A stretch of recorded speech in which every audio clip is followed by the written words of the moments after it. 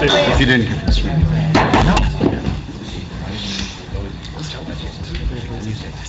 Roll call, Janine? Roll call, of course. Mayor Jacobs? Here. Committeeman Hickey? Mr. Strakoff? Strakoff. Strakoff, sorry. Here. Ms. Christie? Here. Mr. Rodelius? Perfect. Mr. Leonard? Here. Mr. DiGiovanni?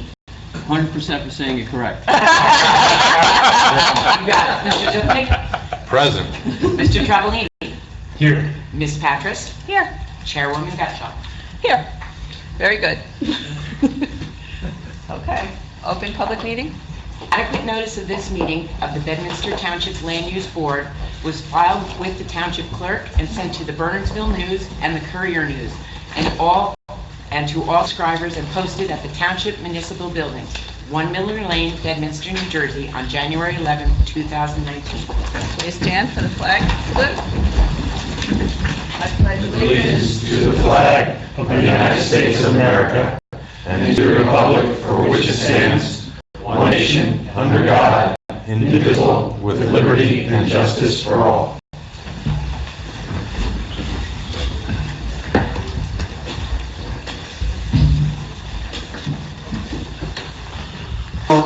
Okay, I want to welcome Janine tonight. Okay, we have our minutes from August 8th that we need to approve. Do I hear Motion. a motion? Second. All in favor? Aye. Anyone opposed? Abstain. Anybody need to Abstain. abstain? Anybody else? Everybody else was here? Okay. We have some correspondence from the Somerset County Board, from Elite. Do we need to talk about that at all? No. No, just, Yeah. okay. Just recognize that it's there. And we have a correspondence received from Judy R. Sullivan, our Township Clerk, Administrator, regarding the Land Use Board Secretary, the vacancy and the new appointment. Should we do something at this point for that? We have a resolution. Yes, if you would, I would ask the board to consider moving to adopt Resolution 2019-14, appointing Janine as your new land use board secretary. So moved. And have a motion. So moved. Second. Second. I guess we need a roll call on that. Janine, roll call. Mayor Jacobs? Aye. Committeeman Hickey? Aye. Mr. Strakoff? Not quite. Aye. Ms. Christie? Aye. Mr. Rodelius? Aye. Mr. Leonard? Aye. Mr. DiGiovanni? Aye. Ms. Dupnick? Aye. Mr. Travellini? Don't pronounce G. Aye. Ms. Patras? Aye. Chairwoman Gotcha. Aye. Congratulations. We're glad to have you on board.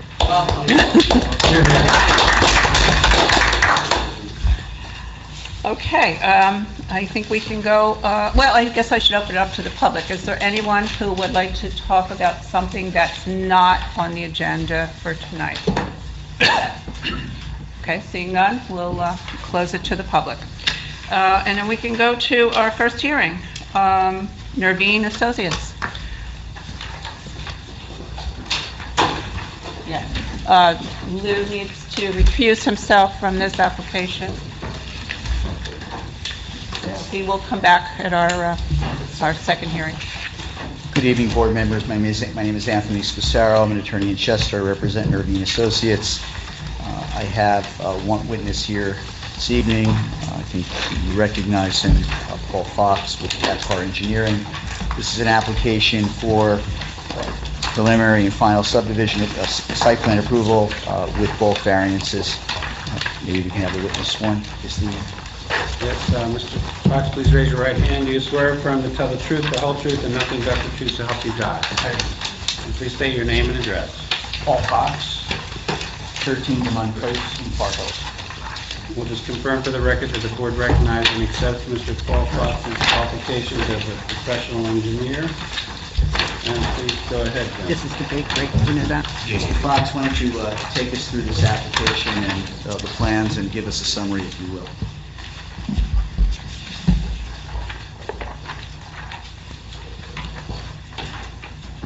This on? So this property is located fairly close to the intersection of Route 202 and Lamington Road. It's essentially 2 lots in from the traffic light. This plan, and I'm just going to show sheet 2, which is the site plan of our project, shows the property, and most of you recognize that it's essentially just a small existing house that at one point had a drive-through structure attached to it. This is approximately back in the late 60s. For the last few years, it's been used for a catering facility where food is being cooked at this site and then transported to off-site locations for catering purposes. I think probably the most remarkable identifying feature of the site is that for quite some time, there was a powder blue Volkswagen Beetle parked in the drive-thru. The site has an entrance and an exit, which are on either side of the building. We plan to continue that existing circulation. The proposed use will be a bakery. As part of that work, the applicant proposes to remove the drive-through structure and restore the original look of the building, and put a small addition to the rear for cooking, and then 2 small structures behind the building that would be hidden from view, one for a walk-in refrigerator, one for a dry storage. This would be a shed structure. We would formalize the existing parking. Right now, there is a combination of asphalt and gravel for the parking. The entire driveway and parking area would be paved with curbing and landscaping, as well as new garbage enclosure to the rear of the site. Generally to improve the overall appearance of the site and really bring it up to current standards. Paul, if you can tell us, Mr. Banish's report identifies certain bulk variances that are required in conjunction with this application. Can you identify them, if you will, and tell us why you think bulk variance relief is appropriate? Yes, we request a variance for lot coverage. Presently, the lot coverage is 53.1%, and to improve the parking, provide adequate geometric turning radius for vehicles, it's necessary to increase that. The permitted lot coverage is 45% in the zone. So with the present plan that was submitted to the board, we're asking for 58.63% lot coverage. However, because of, I did speak to the county planning board staff this morning, and they want us to increase the right-of-way width in that area of Lamington Road.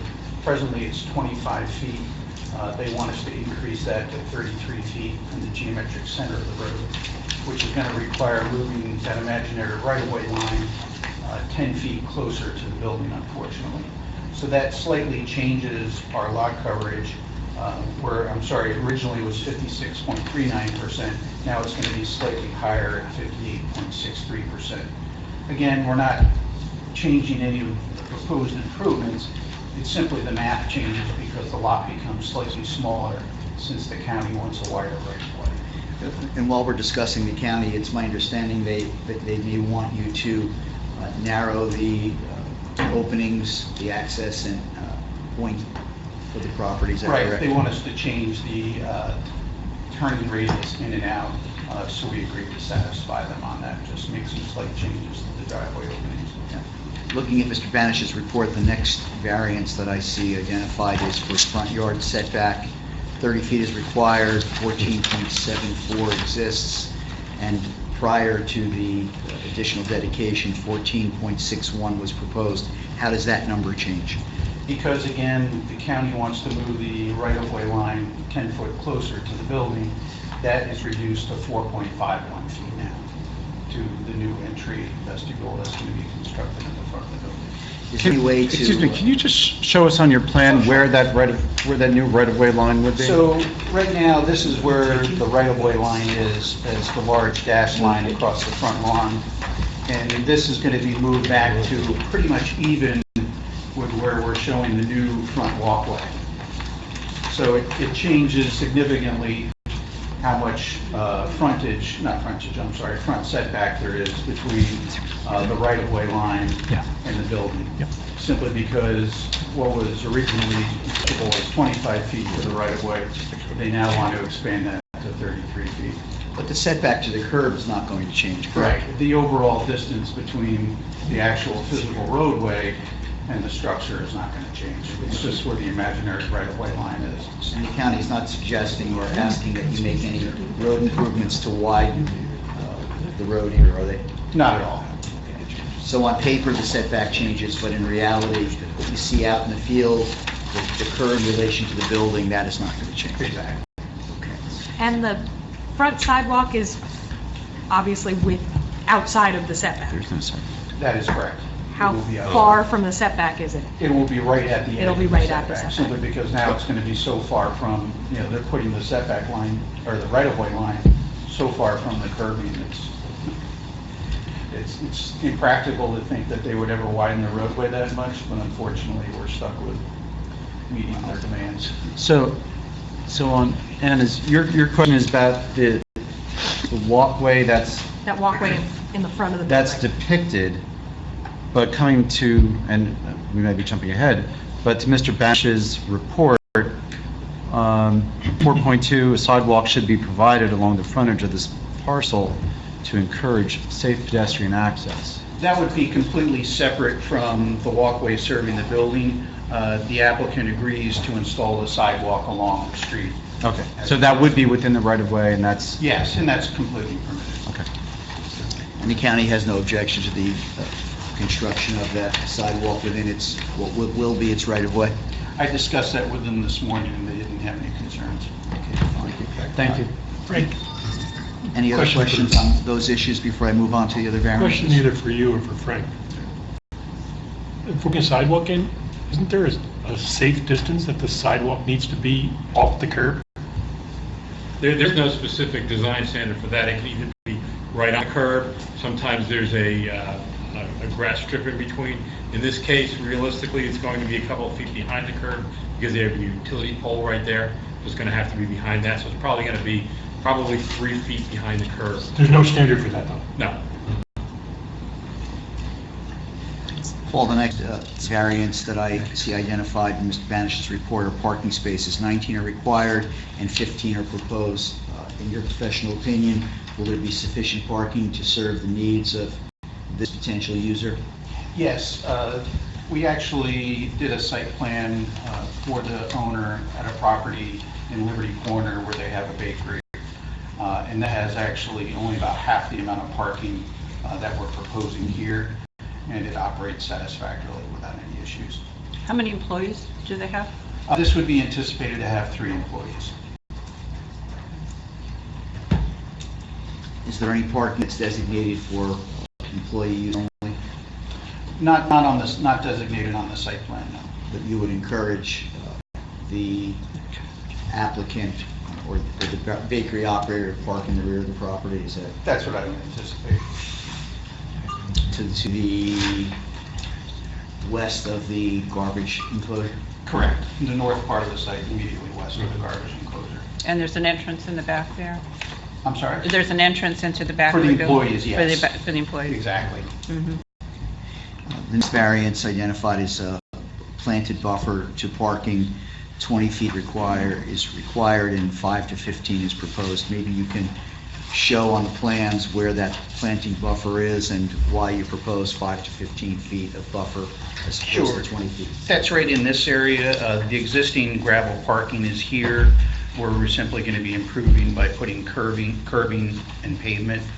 And then over in this area, because the right-of-way line will be moved back again, that will also be within the required buffer. So because of the size of the site and being an undersized lot, it's difficult to provide a reasonable amount of parking within the required envelope. So that's why we're requesting that variance. Paul, in your professional opinion, are all of these variances, from the standpoint of the positive criteria, a function of the unique shape and size of the lot and the size of the existing structures that are on the property? Yes, that's correct. And with respect to the negative criteria, can the requested variance relief be granted without substantial detriment to the public good? Yes. And can it be granted without substantially impairing the intent and purpose of the zone plan and zoning ordinance? Yes, it may. Let's move on to the design waivers. Tree replacement. 16 trees are required per ordinance and 6 are proposed. Where are those 6 proposed, and why are we providing less than the 16 trees that in theory are required? It's simply a matter of not having enough space to put that many trees in. We will work with the Landscape Advisory Committee to address any requests that they have in terms of if they see opportunities for additional plantings on the site. So we're not necessarily married to the 6 trees. If we can fit more in consultation with the board professionals, we'll include them. That's right. But just as a clarification, I think 45 replacements are required, not 16. Here. Might as well be 1,000. Okay. Thank you for the clarification, Mr. Ferraro. The parking space size, 9 by 20s are required, and you're proposing 18-foot-long spaces. Are 18-foot-long spaces becoming the norm rather than the rule? Yes, they're satisfactory in this instance because there's opportunity for a 2-foot overhang beyond the end of the parking spaces. Okay. Access to the site where 4 feet is required and 15 feet is proposed. Can you just show us what that is and what that means in real terms? I'm sorry, which comment are you looking at? It's the third one under 3.2. Access to the site where 24 feet is required and 15 feet is proposed. Oh, that's because we're proposing one-way driveways. So in that instance, a 24 feet driveway would be required for two-way traffic. Since we're proposing a one-way circulation here, that width isn't necessary. It would be overkill. I'll skip over the stormwater management because I think that's addressed in perhaps greater detail in Mr. Ferraro's report.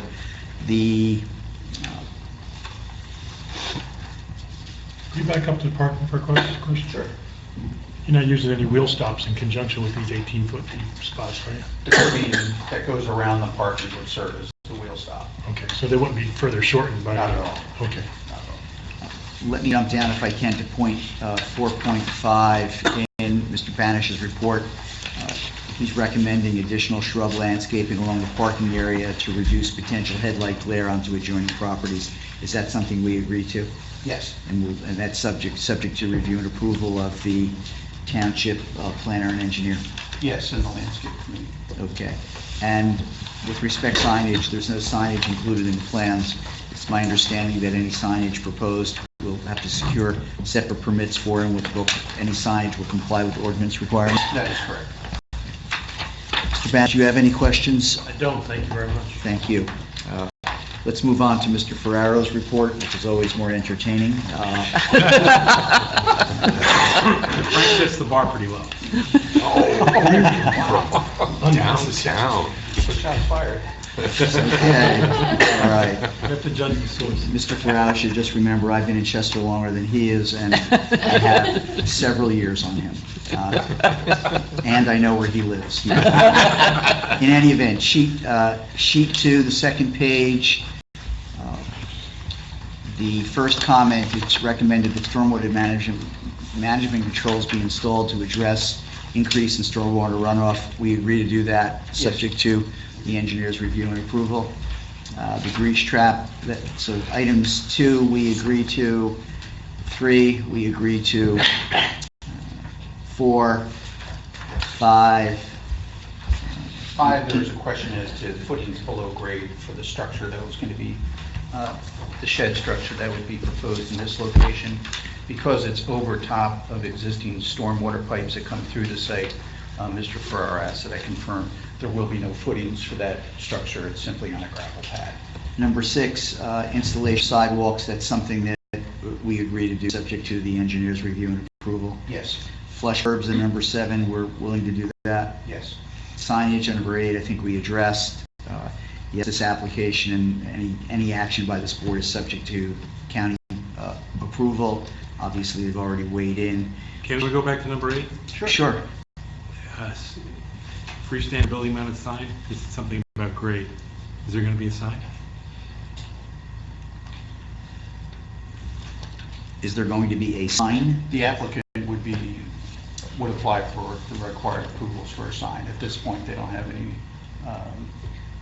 Whatever signage they ultimately propose would be consistent with the ordinance. If it is not, obviously, we need to come back.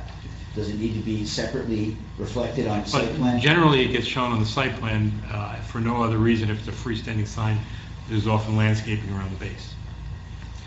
Perhaps what we can do is, if we can secure the necessary permits for the sign, any landscaping or lighting associated with it would be subject to your review and approval. Would that be acceptable? As long as it's consistent with the ordinance, I'm okay with that. The board wants to So long as it's handle it consistent that with the way. ordinance. Yeah. Well, and if the setback for the county is essentially at the building, there's really no place It's to gonna be tough put it. for a freestanding It's going to be building. on the building, Pretty much.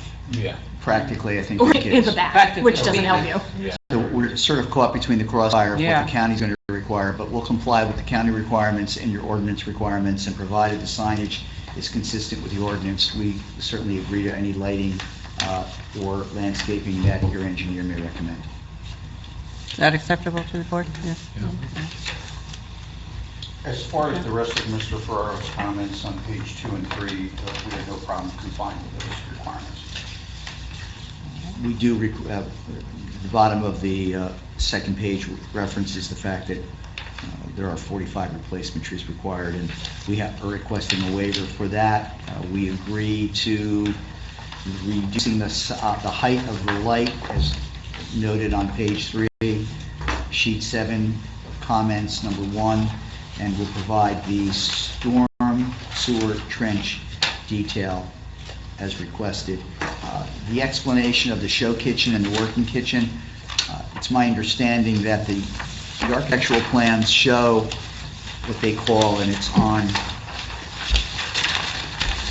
sheet 3, towards the front, it says show kitchen, and in the back, working kitchen. My understanding is this: there's a front counter you can see that separates service area from the area identified as show kitchen. What it simply means is that because that counter will be open and there will not be a wall behind it, people who come into the service area, the general public, will be able to look through and see whether cakes are being decorated or other cooking or baking activities in that location. They will not be able to see what occurs in the working kitchen, which is where I think the real guts of the operation will be. But it's just an added feature so the public can not interact, but see what's going on the site. It's becoming, as I understand it, I see it frequently in restaurants. I haven't seen it in bakeries too much, but this seems to be the trend. Are you going to have your architect, or is he I here don't or no? believe so. No? Okay, so is there any questions regarding architecture that we might want to think about? Are you finished with Paul's report? Unless Mr. Ferraro has any other. Any other questions? I don't have any. Frank? I did have a question for Paul, and that was, both Pauls maybe. The existing box culvert is shown as crossing the property, and that was what Paul referred to earlier about the concrete pad, that it requires a footing. Is that in an easement, and whose pipe is that? Well, there's actually 2 pipes that come down to a box culvert that then crosses underneath the road. So those 2 pipes are not located in any easement right now. They simply carry stormwater runoff that comes down from the properties uphill.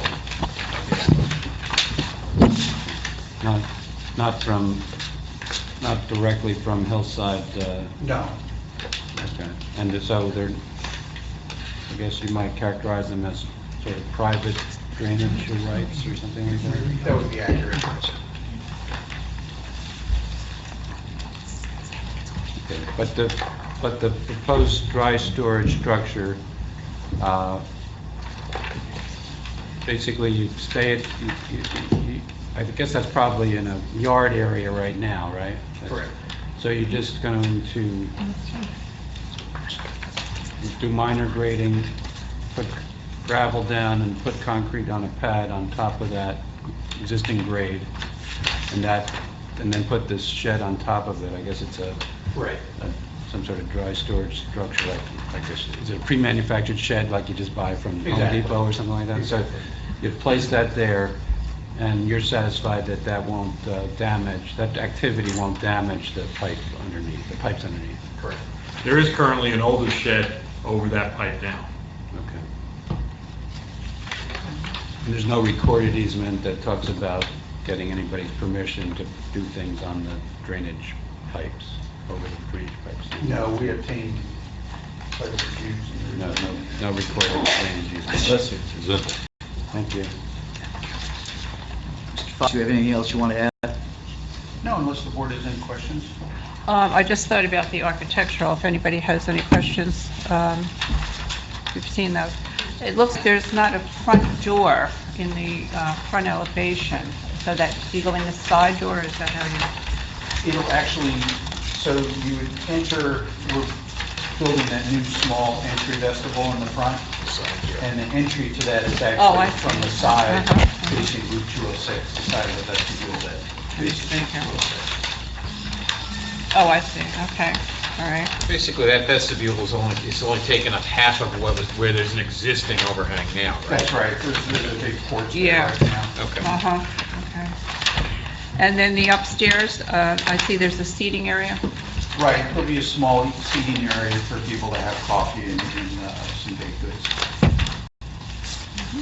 Any other questions? I have a question Yeah. about what size caliper is required for the tree replacement? Paul? I believe it's 2.5 to 3.5 inch caliper. I guess my question is, in cases where there's not enough room to, meet the replacement, does it make sense to ask for increased calipers of the trees that they will be planting? There's some logic to that, but I also have some concerns about it, because the larger the tree is, the less likely it is to survive. So there's a balance. Okay. 2.5 to 3.5 inches, a fairly, good size tree compared to some other ordinances. So I'm not sure I would go too much larger, just because the mortality is a little high. Thank you. Paul, are you convinced that 6 is the best they can do? No, I was going to say. Okay. no, I think they said they would look at it to see if they could put some more. Yeah, I'm particularly concerned about the buffer on the western side, where you have a house in the adjoining property. I looked when I was in tonight, there's some significant greenery there right now that is shielding that house from the view of the existing establishment. So I would hope that we could strive to replace as much of that as possible. And certainly we will. We've stipulated that What I might suggest along those lines is that it looks like several of those trees are ash trees. Perhaps the idea should be take those down now before they die, because they will before too long, and replace them as part of this project. Sure, we can do that. Again, we'll work with your planner and your engineer and whoever else wants to weigh in on this to provide landscaping that satisfies all their concerns. Thank you. Paul, on sidewalk, do we have a design spec, or is there any? If it's subject to your approval, how would you route the sidewalk across this property? It's going to be behind the utility pole. They can't go too far back because there's a guy wire on the east side, so it's got to be pretty close to there's 2 utility poles across the front of the property. It'll be right behind those, which will line it up well with the stop bar coming out. So it'll be in front of the stop bar and behind the utility pole, 4-foot wide sidewalk, accessible ramps at the driveway. Okay, and the sidewalk, is there a sidewalk to the property to the east? I do not believe there is. The driveway for that property comes almost directly down to the property line there. Okay, so that little, there's a little, is that where that incline is? Is that in front of where Lashology is located? Do you know? That's right, and there is a sidewalk there, but in that case, it's actually right next to the curb. Okay. So we'll just start our sidewalk, as Mr. Farrell pointed out, directly behind the utility poles, because that's really the only place it could fit. Okay, so just wanted to be clear that our sidewalks are Yes. Yes. Okay, I'll open it up to the public. Anyone have any questions that they'd like to ask this? Yes, come on up.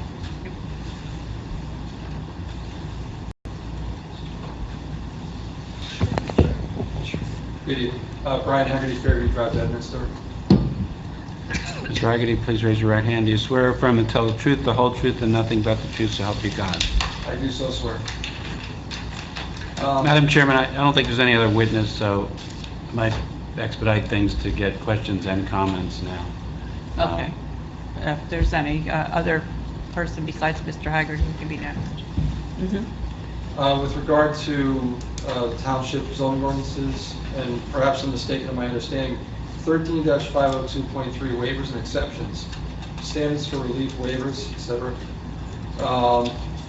Waivers for strict design, compliance with design standards. B is mitigation, and specifically, if there is an appropriate waiver, the applicant must execute a mitigation plan. I know in past applications in that neighborhood, applicants who said they couldn't fit enough trees on their lot proposed to donate trees to other reforestation projects in the township, or give a monetary donation toward the open space funds. So I don't know if that's still in effect. It seems to be the same wording in the law as it was 2 years ago, and I hope that something can be done that way. Do you have a comment? I've never been asked to do that for any applications I present in Bedminster. Okay. Thank you. And I would also note that we're not married to the 6 trees, and we're providing additional landscaping buffer, although it may not be required by ordinance, to shield view from the headlight, and for Mr. Ferraro's recommendation, although by ordinance I don't think we're required to, we're removing the ash trees and providing additional landscaping there. I think all things considered, my client's going to be writing some substantial checks for landscaping. I think it's the property. I don't think any further contribution is warranted. Would you consider these additional costs and work to be actually mitigation as proposed by the applicant? Absolutely, because I don't think all of them are required by the ordinance. Thank you. And I mean twice thank you. Thank you for the answer and thank you for agreeing to the mitigations. And thank you for agreeing with me. The seating area, which would be, I guess, a group A2 occupancy, except that it's a small building. I know the architect is not here. You're considering that, I suppose, an ancillary use, and I hope the architect is considering the accessibility. I understand that generally restaurants, if they have an upstairs that doesn't have an elevator, they can put only so much percent of the seating upstairs. A small building, that's not clear what it is, but typically, I understand there is seating at the ground accessible floor, so there's not a disaccommodation. Those are matters for the township construction officials. Okay. Thank you.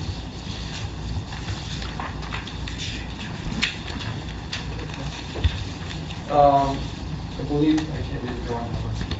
Again, it's the architect's drawing, it's the elevations, if you remember that.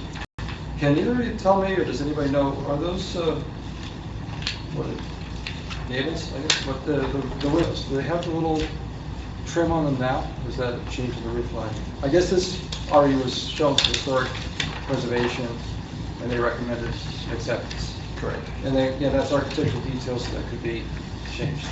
No, that was approved by the committee, and that's what will be implemented. Okay.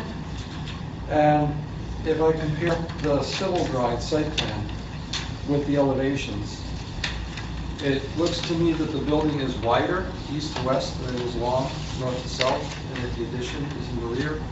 So I wonder if you could explain that.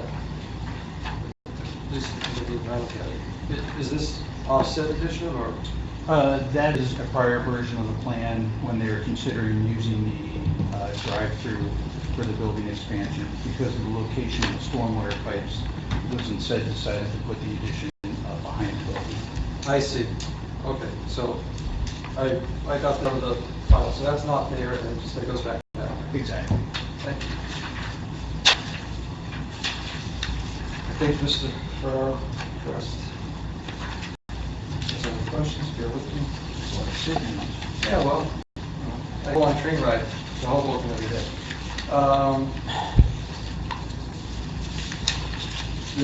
The traffic study, which I have looked at, that was prepared by,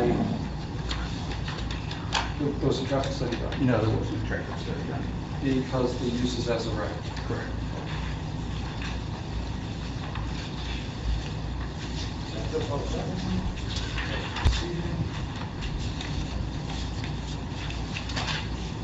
Thank you. Thank you very much. Thank you all. Thank you. Madam Chair, if I could, I just want to provide a little bit of clarification. The section 13502.3 for waivers and exceptions Okay. requiring mitigation, that relates to the stormwater standards, not the other design standards. Oh, okay. All right. Anyone else want to have any questions? Yeah, Follow-up question, Mr. Ferraro. yeah. Ferraro, is the stormwater standard interface with the exceeding, with any exceeding lot coverage or anything, but you're satisfied the stormwater plan is sufficient in this case? Because they're over the permitted lot coverage and they are increasing it, my recommendation was that they provide stormwater management, and they've agreed to do so. So that would have to take into account, okay, it's not the trees itself, but it's the stormwater management that has to... Correct. They don't even, under the letter of the ordinance, they are not increasing the impervious enough to require stormwater management. But because the site is already over permitted coverage and they are increasing it, they recommended that they provide it. And they're going to. So this is part of the voluntary mitigation to... No, it's completely unrelated to the trees. Okay, okay, but I was saying that... It's unrelated to the trees. Okay, but they're doing more than needs under the statute just to make Yes. things work better. Yes. Okay, thank you. Okay. Anyone else from the audience, from the public? Seeing no one, we'll close it to the public. I just want to confirm on the record, I think Paul said it, but Paul, the car drive-through will be removed as part of this application. Exactly. Correct. And any plan sets that showed that in the architecture are technically revised by your testimony to remove the car port. That's correct. Thank you. Okay. I have a question for Yeah, Frank. right. Frank, Yeah. Frank, it looks like this lot was subdivided from the adjacent lot at some point, because it's a little contorted and there's this little point from the neighboring property that kind of encroaches on what might have been the property here. It seems like if a more sensible job had been done in subdividing a larger lot, some of the issues of coverage we wouldn't necessarily be faced with here. I'm just going to like the hardship of some of these issues here. Paul Fox could help you more, but my sense is this is a very old tract of land and a very old adjacency, so I don't think it's something that's a Correct. modern subdivision. We surveyed these properties in approximately 1954 originally, and they were So our Collectively. surveys from that time do show it as two separate pieces of property. The property line actually wrapped around what was an old well at that point. But the other thing to remember is when this was all done, no one regulated lot coverage. So, as times have changed, certain things have compounded upon themselves. So that's where we're at today. At the end of the day, the meaningful measure is how much land is there, how much coverage is coming, and that's what the variance is about, regardless of how we got to that point, you know what I mean? My point is it an issue that our master plan with respect to the VN zone doesn't accommodate this kind of development on Lamington Road because of the limitations therein? Or is this a historical circumstance that, we can't fix going forward? Potentially we can address issues or limitations of the plan going forward, we could potentially address some of those issues. It wouldn't be unusual in a zone like this in a nearby town to find that their coverage is higher, permit coverage is higher, and might be as high as what's being asked for here. That has no bearing on your decision on this case, but Understood, but I'm just saying whether it's something that we could fix potentially, or is it something we just have to live? it partly depends on how attractive you want it to be for developers or redevelopers to come into the village and do something. Lower the coverage, the less attractive an opportunity. Okay. Okay. Yep. Everybody? You guys have a user lined up? Yes, there is. Is it really good? I've been told they are a trained baker, and they've been looking forward to this for some time, so we've been trying to push this ahead, and Mr. Farrar has been very helpful as well, so. Does Mr. Ferraro know anything about baking? I know very little about baking. He knows a fair amount about consumption. Motion to deny. All right. Good sticky bun goes a long way. Tom, I guess we're... So if the board would entertain, ready? it sounds like a motion to confirm that you reviewed and are hereby approving the preliminary and final site plan and related fee variances and site plan exceptions or waivers for the proposal of Nuveen Associates application with the conditions discussed this evening. They'll comply with Paul and Frank's report as explained. They'll add a sidewalk approximately 3 feet from the roadway in the new county road right-of-way that will be extended to the 33 feet from the center line as requested by the county. They will comply with the signage ordinance and seek permits for any signage. And if a freestanding sign is compliant and allowed, it'll have to comply with the landscape and lighting requirements applicable to freestanding signs. They will remove the carport, and the plans are revised to remove, revised by testimony tonight to remove the carport from the architect's plans. They'll add additional replace trees and landscaping greater than 6 replacement trees as deemed appropriate and at locations acceptable and recommended by the Landscape Advisory Committee. Let's say Landscape Advisory Committee and Paul and the Township Engineer.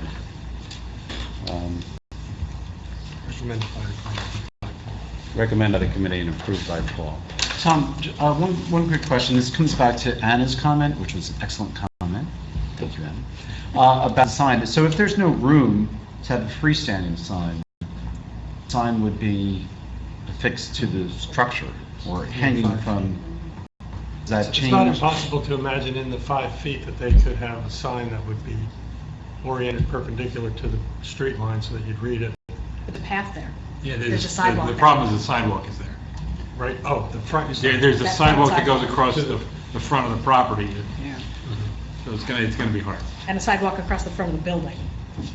That's the one you're talking about, the one across the front of the road. The one across the front of the building takes up theoretically all the space you have between the front of the building. It may be possible to do it east of the entrance driveway. There's room in there. That's a good point. It's going to be, Closer to the intersection. That is a good spot right there. Probably best you'll find Just on right, the yeah. lot. But you've actually, but over there you've got that little slope. well, if the board Split at the would bottom. rather not allow a freestanding sign, we could just say, It might be better on the... I don't know if I would go I that think far. it's within your discretion if you feel uncomfortable. You don't want it to be a freestanding sign. I think it might be better on the building. I think you could, as a condition of these variances, state that. I don't know if that's what It'd you're be more thinking of. visible. I think it'd be more visible on the building myself. Why can't we just do like an old-fashioned shingle, Shingle coming off the front of that perpendicular to the front of the building? Off of that vestibule. Ultimately, well, I wouldn't want to say for certain that's what would, it'd end up.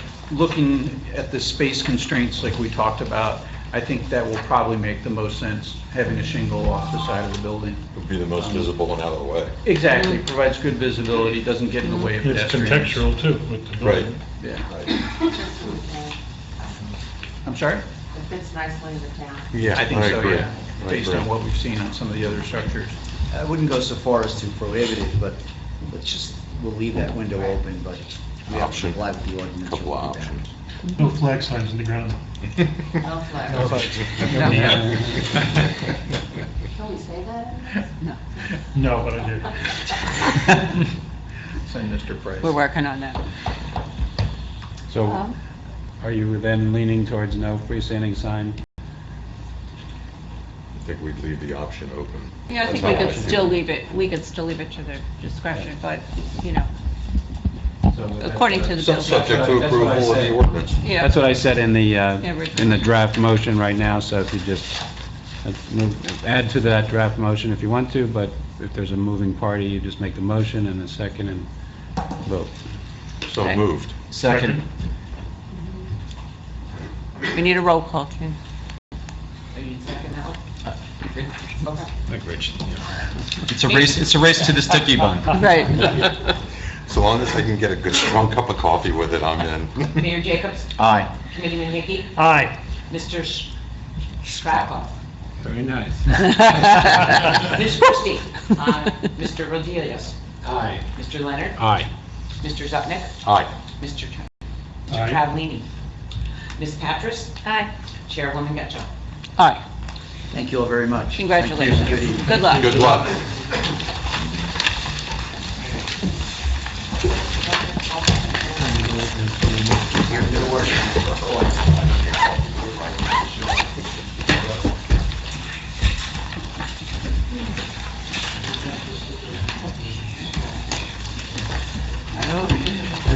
We're done. Board member comments?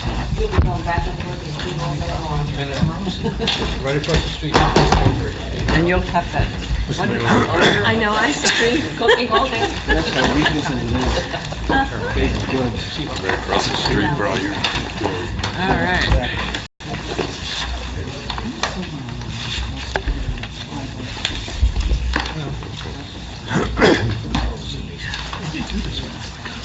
Almost like a notary. Yeah, that's exactly what it looks like. Good evening.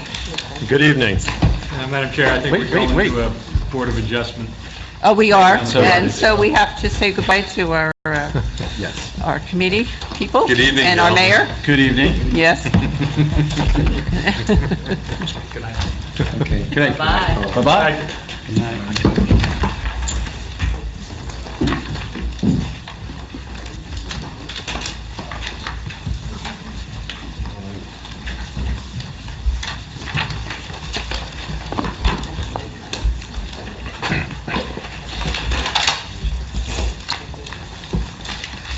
All right, set? we're ready. Good. Good evening. For the record, Tom Malman, M-A-L-M-A-N, attorney with Dave Pitney in Parsippany on behalf of the applicant, the Primrose School. This is an application for a new daycare facility on Burnt Mills Road in the VN Village Neighborhood District. It's about a 12,000 square foot building.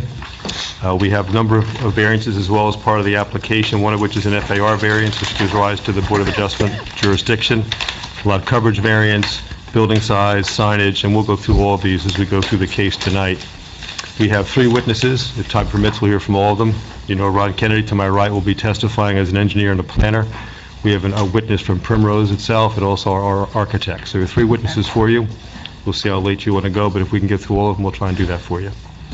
We have reports from Mr. Farrow and Mr. Banish. We'll address those as well as we go through the presentation tonight. This applicant's been to the Historic Commission. You may have seen the report in the file. We have a certificate of appropriateness from the Historic Commission. They've approved the design after some discussion, which we'll talk to you about tonight. We actually modified the plan to suit their comments. Okay. Any questions for me? If not, I'll call Mr. Kennedy. Do you want to swear them all in, Tom? at this Let's time? go one at a time. Oh, you want to do one at a For time? this one, yes. Okay. Mr. Kennedy, please raise your right hand. Do you swear affirm to tell the truth, the whole truth, and nothing but the truth to help you God? I do. And Mr. Kennedy, please state your name and spell your last name and give us your address. Certainly, Ronald Kennedy, Kennedy, 265 Main Street in Gladstone. Just confirm for the record that the board recognizes and accepts the qualifications of Ron Kennedy as a professional engineer and professional planner. Please go ahead, gentlemen. Good, thank you. So I want to mark some exhibits first. So we'll talk about existing conditions and what's proposed. The first exhibit on is aerial exhibit, dated September 5th, 2019. And does that depict the current conditions on the property to the best of your knowledge? It does.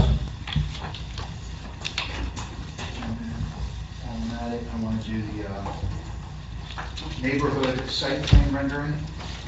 Again, today's date, A2. Okay. And that is the proposed site plan, and then again, a blow-up of the neighborhood.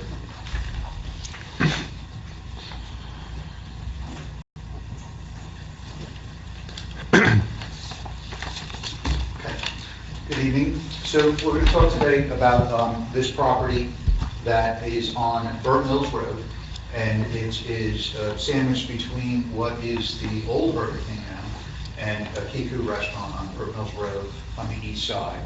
It's block 57, lot 22.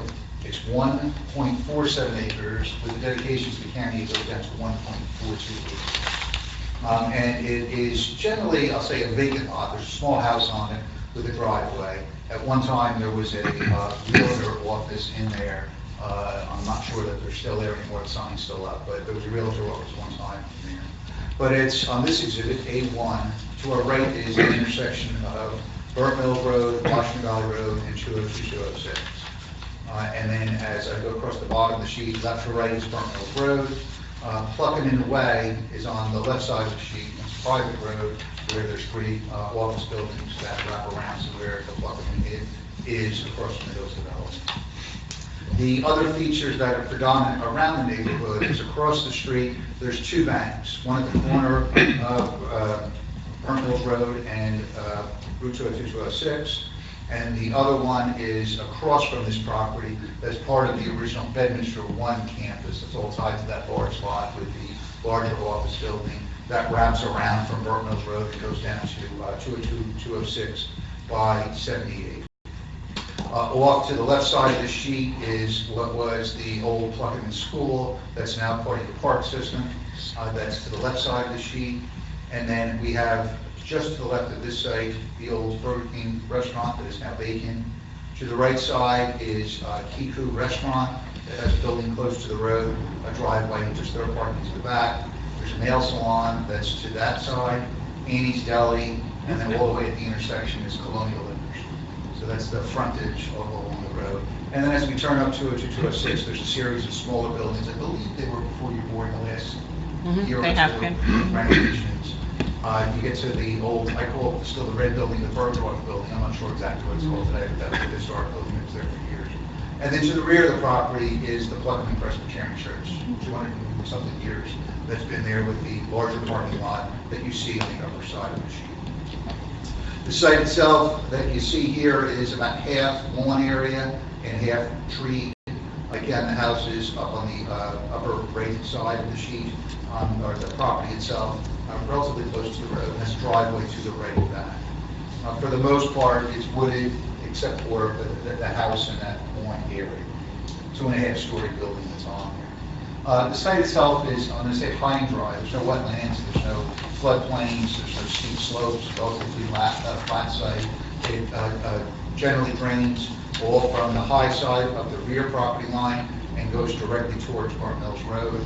There's a small pipe that goes under Burnt Mills Road that's right on the edge of the culvert in it, and we're going to find that similar stormwater management. We did perform a tree survey. We'll go into some of the details of that, but we located all the trees on the property. And even the survey that we submitted, you're going to see a lot of those trees are cedars and or ash trees, but we'll go through some of those details as I get farther into the presentation. There's an existing sidewalk on Burnt Mills Road that connects in from the corner of Pluckerman Way all the way down to the intersection, so we're not proposing any real changes to that other than tying with the driveway that's coming into here. There's already an existing a sidewalk system that's there. If I go to Exhibit A2,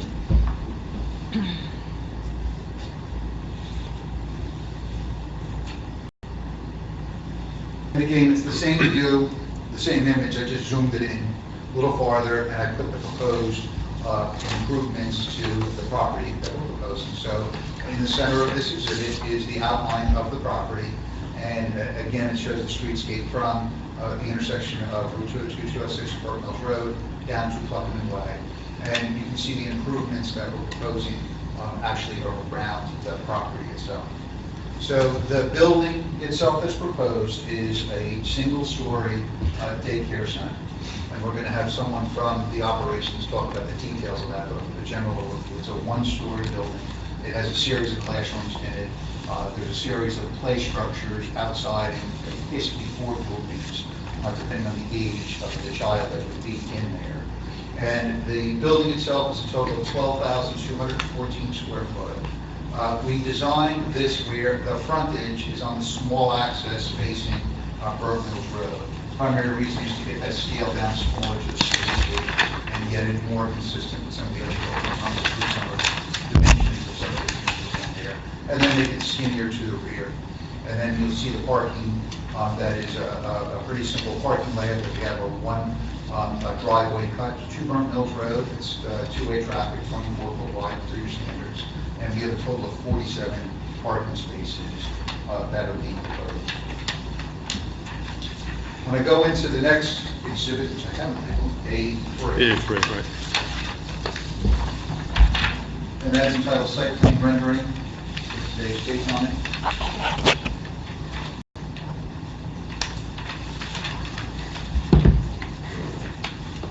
Again, I got a little smaller in. Now this is drawn on a plan similar to what you have in your package, but I've taken some different layers and put on the sheet, including the layout of the building, the state of the parking lot that's being proposed on the right side of the building, and you see the single access point that would come to Burke Mills Road, and the parking stalls, 47 then along this single aisle. The building itself has some undulations to it. The architect's going to go into the details of that with the plans, try to make it recline smaller, get some more interest to the building. You'll see some of that with the architecture.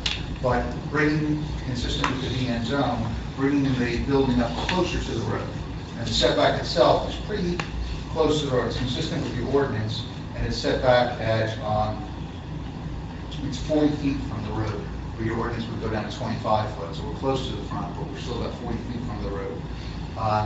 And then you'll see in these areas around the left side of the building, the rear of the building, and one in the front corner, those are 4 separate areas that would be fenced-in areas for each of the outdoor play areas. That would be in that. And you'll see a sidewalk system that's around the outside of the building. Again, that's for access to the doors of the different rooms that goes out to those various play areas. The areas themselves we're talking about would have an all-turf surface in those play areas. So a matting type of surface with stone underneath it. So it wouldn't be in old school when they built the playground next door here at the school, they used this mulch, this 5R mulch that they use. Now it seems like everyone's heading towards these surfaces that are, it's not astroturf, but it's a turf type of surface that's there. And it has a stone base with soft dirt, walls, protection, all those elements. That seems to be where the market's moving toward. That's what's being shown on the front.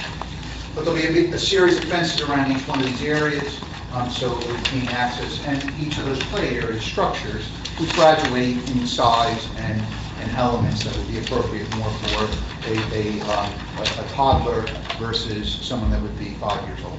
And it just has different components. And like the operator can talk about those differences of what each one would do.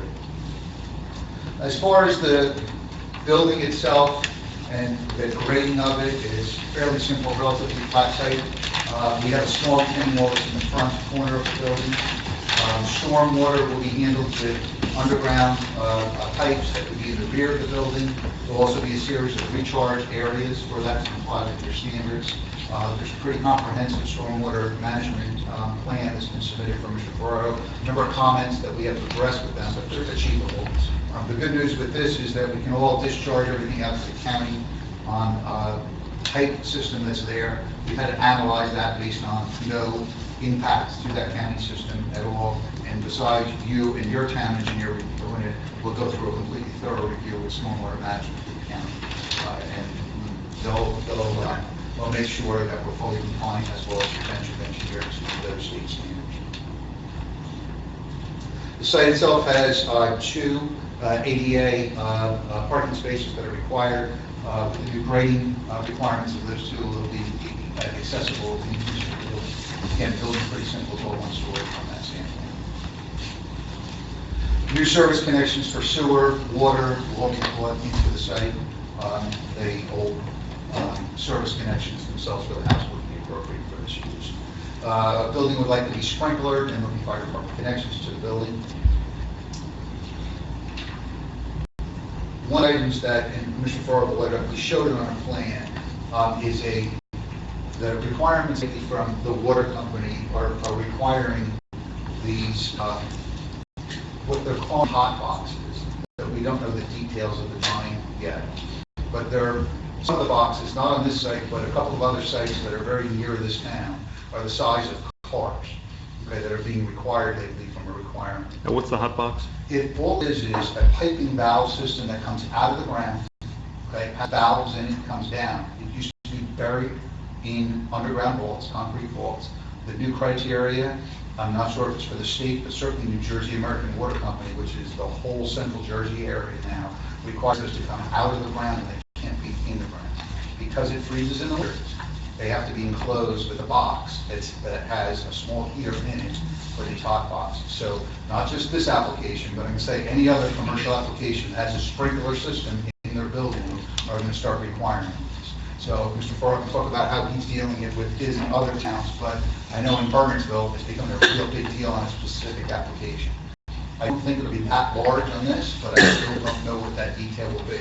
So it's a utility, but it's going to not be small going into that system. And they're typically will not allow them buried in the ground. Are they typically in front of the lot? Is that where they're located? They are, so you can't go bury it behind. It needs to be as close to the right-of-way line as possible. Where it terminates from the public water system to the private water system going into that. So it's going to be something that you're going to see on a lot of commercial applications that are going to come before you those times. And is the hot box on the plan? We show a box on there. Which, where do you show it, Ron? I'm looking at 3. Yeah, I show it all the way on the right side corner of the sheet here on the utility plan. So I see a water meter. Yeah, well, that'll be, that's the area that'll be the hot box. Okay. That's the box that's shown. And how big do we think it is? I'm going to say it's probably going to be 6 foot by 8 or 10 foot wide. So it's 8 or 10 like foot, the size and of a shed. It could be 4 foot high. There you go. And it is, and that, at that location, it is Oh, in here it is. your view line coming out of the I driveway? got to make sure it's on the fact that it's not going to affect any site. Yeah. And why isn't it in the building? They won't allow it in the building, it has to be on the property. See, their goal is to get You it, say there, you mean, the water company, their goal is to get it as close to where the meters are going to be and where they regulate the water. Okay, so what they're trying to do is they need these backflow preventers that are put in there, and they need the meter. They want the meter as close to that property line as possible, because if you have a break inside, they don't want to pay for that water. So if you have the meter inside the building, and there's a break between the water main or the meter and the road, let's say that 30, 40, 50 feet, then they're responsible for it. They can't measure that. If there's a break on the other side, which is generally your property, that's your problem. That's how they're regulating this. And again, My concern about this is, because this is what New Jersey American Water Company wants. We get to have stainless steel or aluminum caskets in front of every building we have in town. Yeah, beautiful. And I don't know if or how we can push back, but it's... do we have, is there an alternative? I don't know. I mean, we've only been public water to buildings for 150 years. So I assume there is. Okay, so, yeah, I think that's gotta be looked and into. I gotta say, is even in some of the bigger towns, I mean, I'm having this significant fight in Woodbridge Township, Edison. Okay, these are big towns that are having. And the utility is pushing car back. dealership, and those, a lot of water flow, but we got these coffins in front of there on Route 1, and we're having these big debates about this. So again, it's nothing new, but I just want to bring that up, so it's not a problem. I'm also, I'm sure, experiencing in other towns. And if another car comes off the road and hits it. Yeah, the next thing I'm saying. It just doesn't seem. So I'll say this is, if you go down to Florida, okay, and you see the these same goosenecks that come out of the ground are generally painted blue, and you see them come out of the ground and back in. It's the same thing that happens all over the place in Florida, you see. But in this case, because we're in the Northeast, they're taking that same detail and says, okay, now you gotta put a box and put heat in. So again, it's just something, I don't know how. What happens when the heat You haven't doesn't had an work? application yet with this, in this town? But we're dealing with it, so I want to be upfront, because it's, unless we don't sprinkle the building, we're going to have to do something like this. Is that a gas heat? What's What's the no, heat it's mechanism? usually an electric heat, just a So little if there's a blackout, the water freezes? Or when the element fails, the water freezes. Yes, they're not asking us to put generators in yet. Oh, good. It's just, it's a detail that's coming up, so we just talk through it and see how you regulate it. Tommy, do you have that? No. We're coming in Bridgewater right now. But it's just, it's coming. Is it the Public Utility Authority that's, It is. that's the Well, they're regulated by regulating the it, yeah? public utility Yeah. authorities. Whether they're saying that's the state standard or that's their standard, I can't tell you that, I don't know that. Change the heat. It seems to me if there's something reasonable that'll do the job in a much more aesthetic way, that's the way they should. Yeah, and we've asked, and we've gotten permission in one instance where we can paint it or put a skin on it. You know, we put some graphics or something. Yeah, like right. that. Yeah, You know, if so- they so do down in it's like Bridgewater. the water tower, The power about fixes 30 the years horse ago, on 'em. in this town, you put a water tower on the USEJ, and your stipulation here is you have to paint.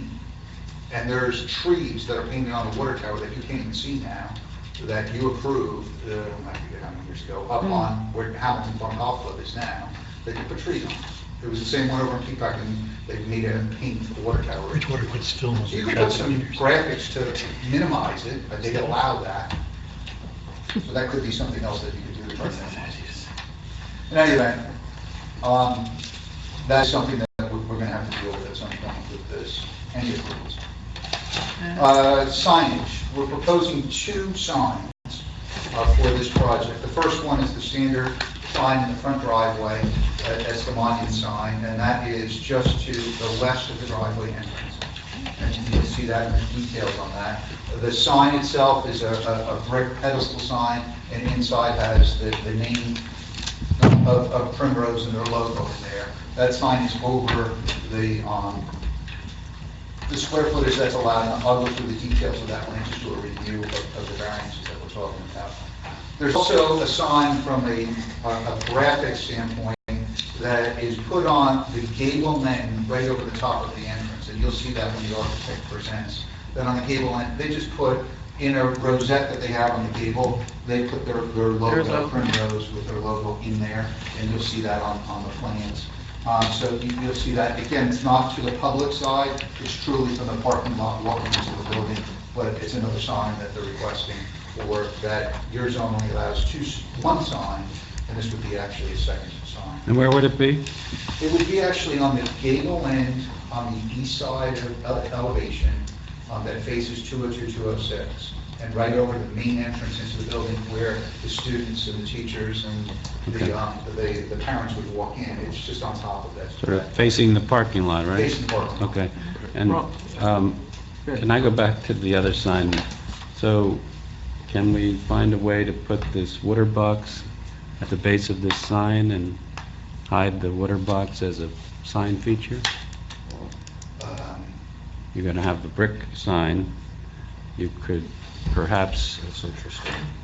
I mean, you apparently your sign is not in the site triangle, so is there some way to hide this water box, which sounds Buffer it somehow. very undesirable, but Put the sign on top of necessary. that sucker.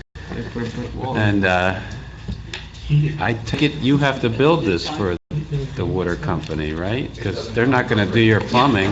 They're not going to do your plumbing, right? So it can be buried, but a sign can have a pedestal, and the sign pedestal could. I don't have my architects on them, but I mean, just what do you think? I mean, is this feasible? Is this not feasible? I'm not sure, Thomas. I just don't know what the requirement of this hot box is. One of safety that they're bringing up to us.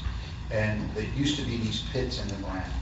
and the pits were getting bigger and bigger and bigger. Now it's a confined space. So if someone from the water company has to go out and read that meter, you actually need 3 people to go out and read that meter. 1 person that goes down the hole and 2 rescuers on top, and they have to put a tripod up because it's a confined space. So it was getting into all those issues, and the boxes started out, when I started doing this too many years ago, they started out being maybe 10 by 10, the structures themselves buried in the ground. Then they got bigger and bigger because they needed workspace that was in there around these things, that you needed X number of feet to meet OSHA standards. They were getting too big, and the standard says, this is too dangerous, it takes too much labor for the above ground, and you gotta have these hatches that open up. So the long answer is, I don't know the safety zone around these boxes that a worker from the water company would have to work around before I could put a sign. So I don't think we could do a 4-sided brick box, round box, because the worker would have to get in, they'd have to have a safety area around there, at least 3 to 5 feet, that would be around that structure that they need to walk around. But I can find out what that requirement would be, and get closer to that. But to hide it completely, I doubt it, because you're gonna need that walk around the box to get to the piece of equipment. I thought meters were done remotely now. Why would there be a meter you have to read?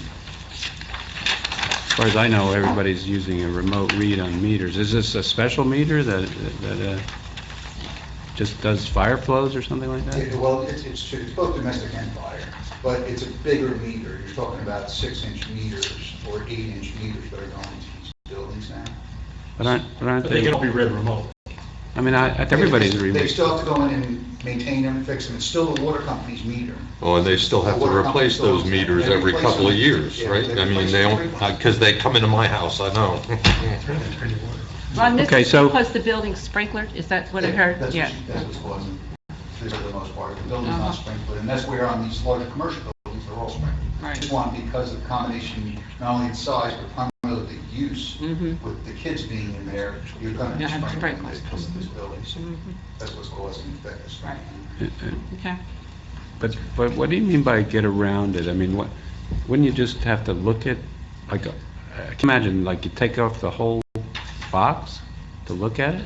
So I'm gonna say. I don't know why you would take off the whole box. Why wouldn't you just have a port on the side and you look at it? Because a couple of things. First of all, the box itself, not only does it go up, it has to come off because you gotta get dirt on the back of their trucks. They got these little cranes that have to lift the meters out to replace it, or they have pressure relief valves on either side, but you have to lift those up. These are 8-inch valves in there. Each one of those, I don't know, hundreds of pounds. You're not gonna lift that up with a person. A person's physically not gonna be able to carry that. You gotta lift it with some type of hoist and bring it down. Do they get an easement for this space? What happens? Do they? Who owns the land and? Well, the land's owned by the property. There must be an Yeah, easement. and there's an easement around that for the water company. Okay. So I don't know, my instincts are I can attach close the shield. it to the sign somehow, or, I mean, you're gonna have a obstruction there for the pediment, or whatever you're gonna do to put a foundation in for the sign. We need a requirement to paint it green. And the sign, yeah, that sounds good. What certainty can you get about when it is going to have to be, so you can actually show it on? Yeah, This is the hard part with that is that in order for us to even make an application to the water company to approve the design of the thing, you gotta design the building. The building's conceptually designed, but you gotta get mechanical engineers involved, and, you know, it's usually pretty late in the process that you're doing detailed construction drawings before you're gonna be able to go to them and go through that process. You can go conceptually and talk to them, but all I know is in Burgersville right now, we're having another, next week or 2 weeks from now, we have to go back because we got approval from the board.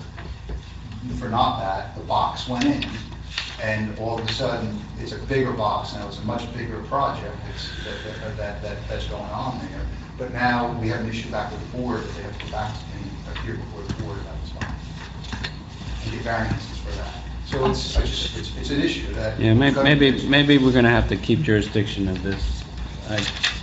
You're only telling us orally about it, there's no drawing, so, I mean, to me, I don't understand why it can't be in the corner of the building, and I'm really... Will help you if we require you to put it attached to the building? I mean, why are we talking about something that is speculative? Why don't we... So, candidly, I don't want to come back to you. Well, I'm in that, but I don't, what is it, a variance? I mean, it's a variance for a structure in the front yard, and we don't even know what the structure is, we don't know how big it is. But frankly, I mean, I don't recommend that we do it on the right side. Without seeing what it is, and I don't even think it should be on the right side of the driveway, because it should be near the building. So, I don't understand that. It should be, it seems to me it's like critical that it be accessible from the parking lot. I mean, I'm gonna lift 80, if you're gonna lift something up, what do you do?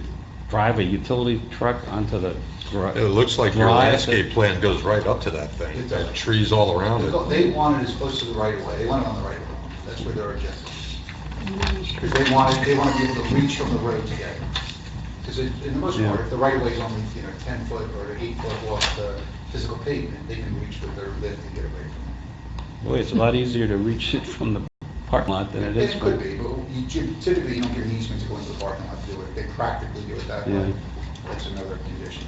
I don't know if they're gonna get an easement. I don't even understand if this is, I mean, if they're saying to you, we don't wanna have any responsibility past the meter. Meters in the box. The meter in the box. So... Put a meter inside, and then you don't have to worry about that. Don't they have to go inside your property to... That just makes no sense to me. Excuse me?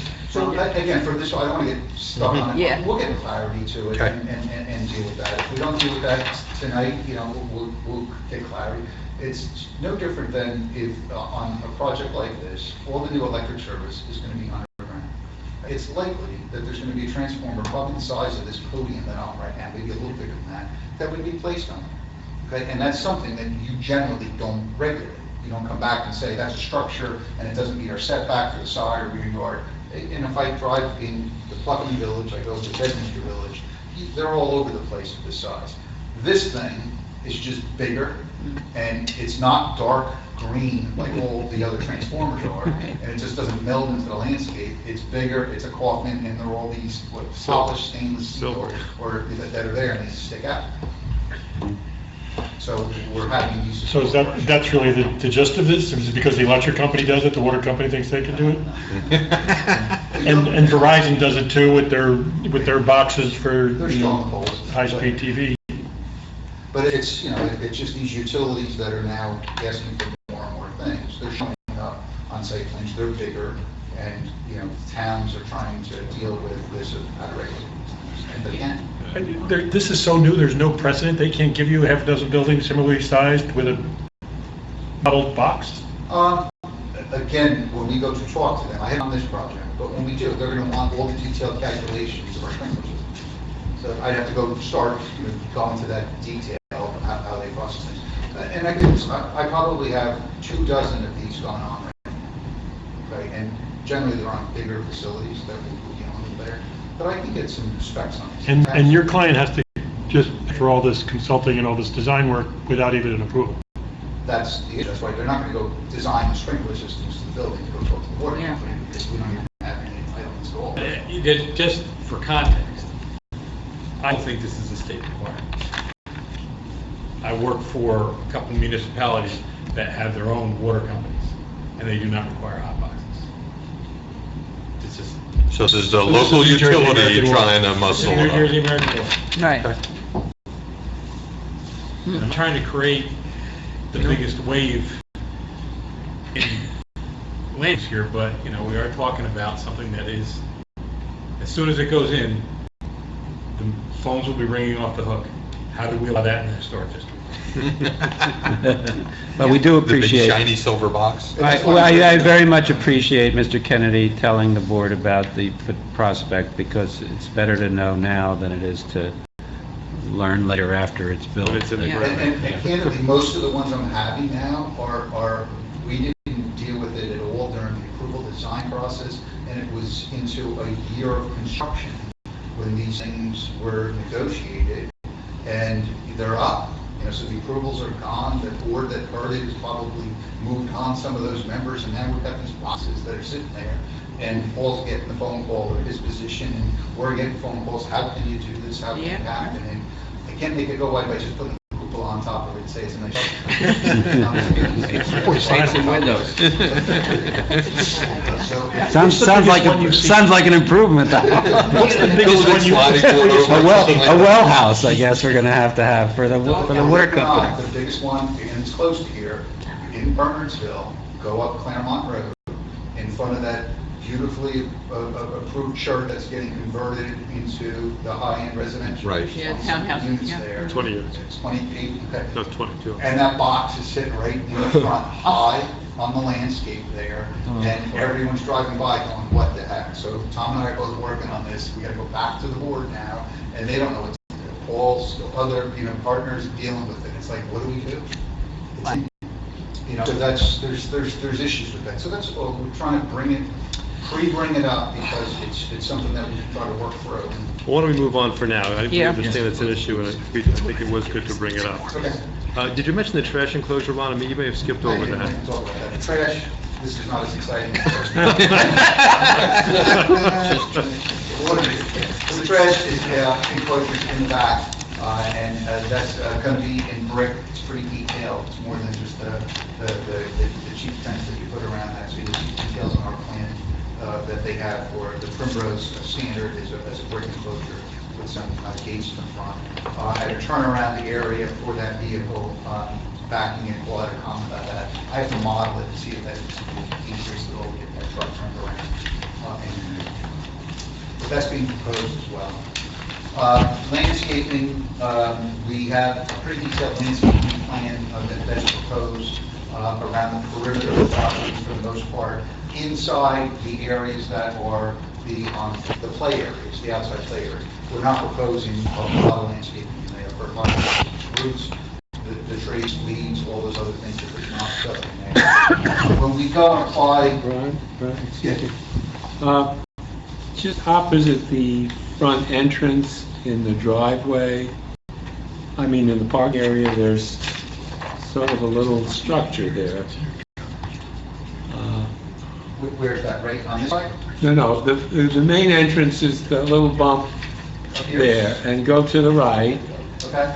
and there's a little structure there. I just wondering what that is.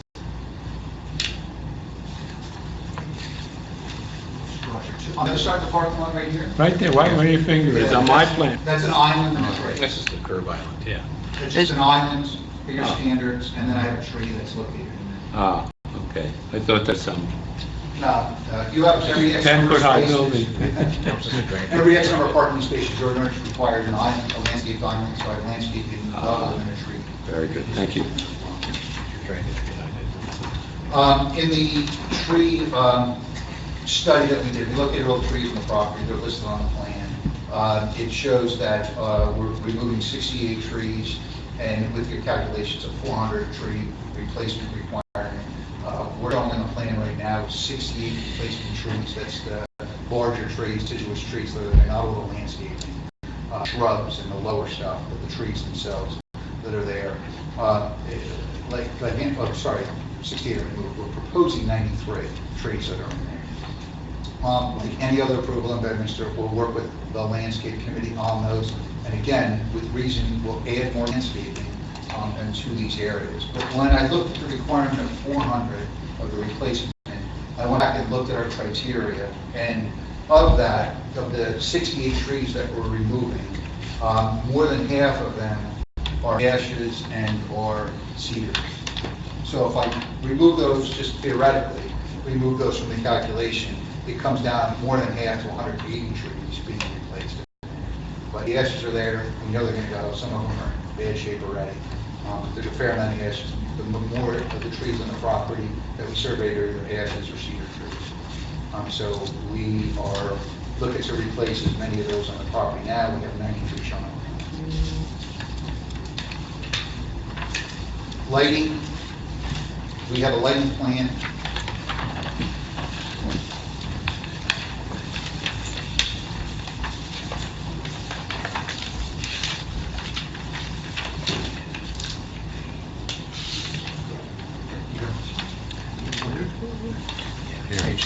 Gonna mark that one, Ron, who's wrote it? A4, yes. A4, lighting plan.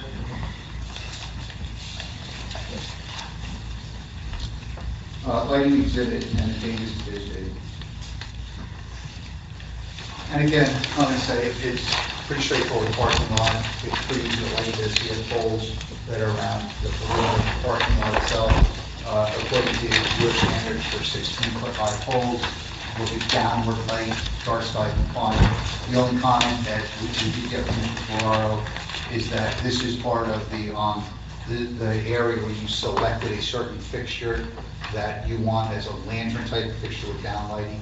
So we'll do that, we'll amend the fixtures here. The only thing I would ask is, I don't know, I haven't spec'd that one out in a while. I remember dealing with this many years ago with that certain type of lantern. And I know at the corner of Fort Mills and 202, 206, you had a problem with lighting that was in there from being over bright. I just want to make sure with Mr. Farrar got the right type of fixture to how LEDs are being done that way. Yeah, So we'll have a cooler temperature, so 28 to 4,000, whatever you're doing in your zone, and the right fixture for that. The one on the corner was an issue because of the light required for the 18. That's what the problem was there. Yeah. That was, I think that was even before the LEDs. But they do make a lantern fixture that we can. Yeah, as long as we're consistent to what you're using in the rest of it. Lighting's come a long way over this even couple of years now with the LED fixtures and what we can do with different elements of that. So we'll get that. It'll be similar to the Isolux lines that are there. We'll just have that newer fixture that you want to look like a lantern. From a zone standpoint, let's go through some of the main elements. Is we're the village neighborhood zone. The lot area is only half acre required, we're 1.42 acres.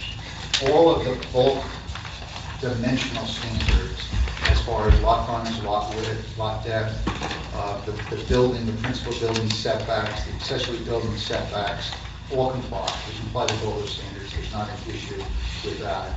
The density calculations that we have for the floor area ratio, we're asking for a deviation of that, where 0.17 is required and we're 0.198. So it's 12,215 square foot, and we're over by a couple of tenths of your requirement. In real numbers, the delta is 12,215 is what's proposed. If we took the area and applied 0.17, it would be 10,479 square foot, just for parallels that we're talking about. Ron, you referenced the density was really to intensity in FAR. You don't mean density like housing units, you mean? No, truly FAR, but it's still a measure of density, but not units per acre, but just in floor area ratio. So the .17 would max at 10,407 square feet? 479 square feet. 479 square feet, and the proposal of 0.198 floor area ratio results in your proposal of 12,215? That's correct. So Ron, you're suggesting that the maximum size of the building could be 10,000 square feet? Yes, per. Well, no, he just means per Per FAR. The floor area ratio is a defined term in the miscellaneous law, specific to the municipal land use law, and our ordinance uses that with some variations for floor area For ratio, FAR. which you're probably familiar with, Richard, but basically is a ratio of the square footage of the building, all floors of the building, to the square footage of the lot. That's floor area ratio. We have another standard in the zone of a maximum floor area, not maximum floor area ratio, maximum floor area of 5,000 square, I'm sorry. Yeah. That's right. It's 5,000 you're right. square feet. That is not what he's talking about now. Now Okay. he's only talking about. So the just floor respect to area. the ratio, you're suggesting 10,000. Correct, and Right. the distinction there that's important is the relief that's needed. Because we'll get more into the planning, but just I want to make sure that there's an important distinction. The limitation that you put on for 5,000 square foot and a deviation from that is considered a C variance, okay, because of where it sits in your ordinance. Okay, the limitation on going over in FAR and exceeding that under the municipal land use law would be considered a D4 variance. So that's why it's Board of Adjustment. If it was just the 5,000 square foot and we complied with the FAR, then it would be a Board of Adjustment case and Larry and Colin. It would be a planning board case. And it would be a Here, planning so board. that's why, Planning like, it's subtle distinction that I think we have to make on that. And that's why the FAR, while it's over the 5,000, it's still an important number in comparing your zone. All right, the other aspect is, we talked about, is just the limitation that you have in your ordinance for the VN zone of a limitation of 5,000 square foot is the maximum non-residential.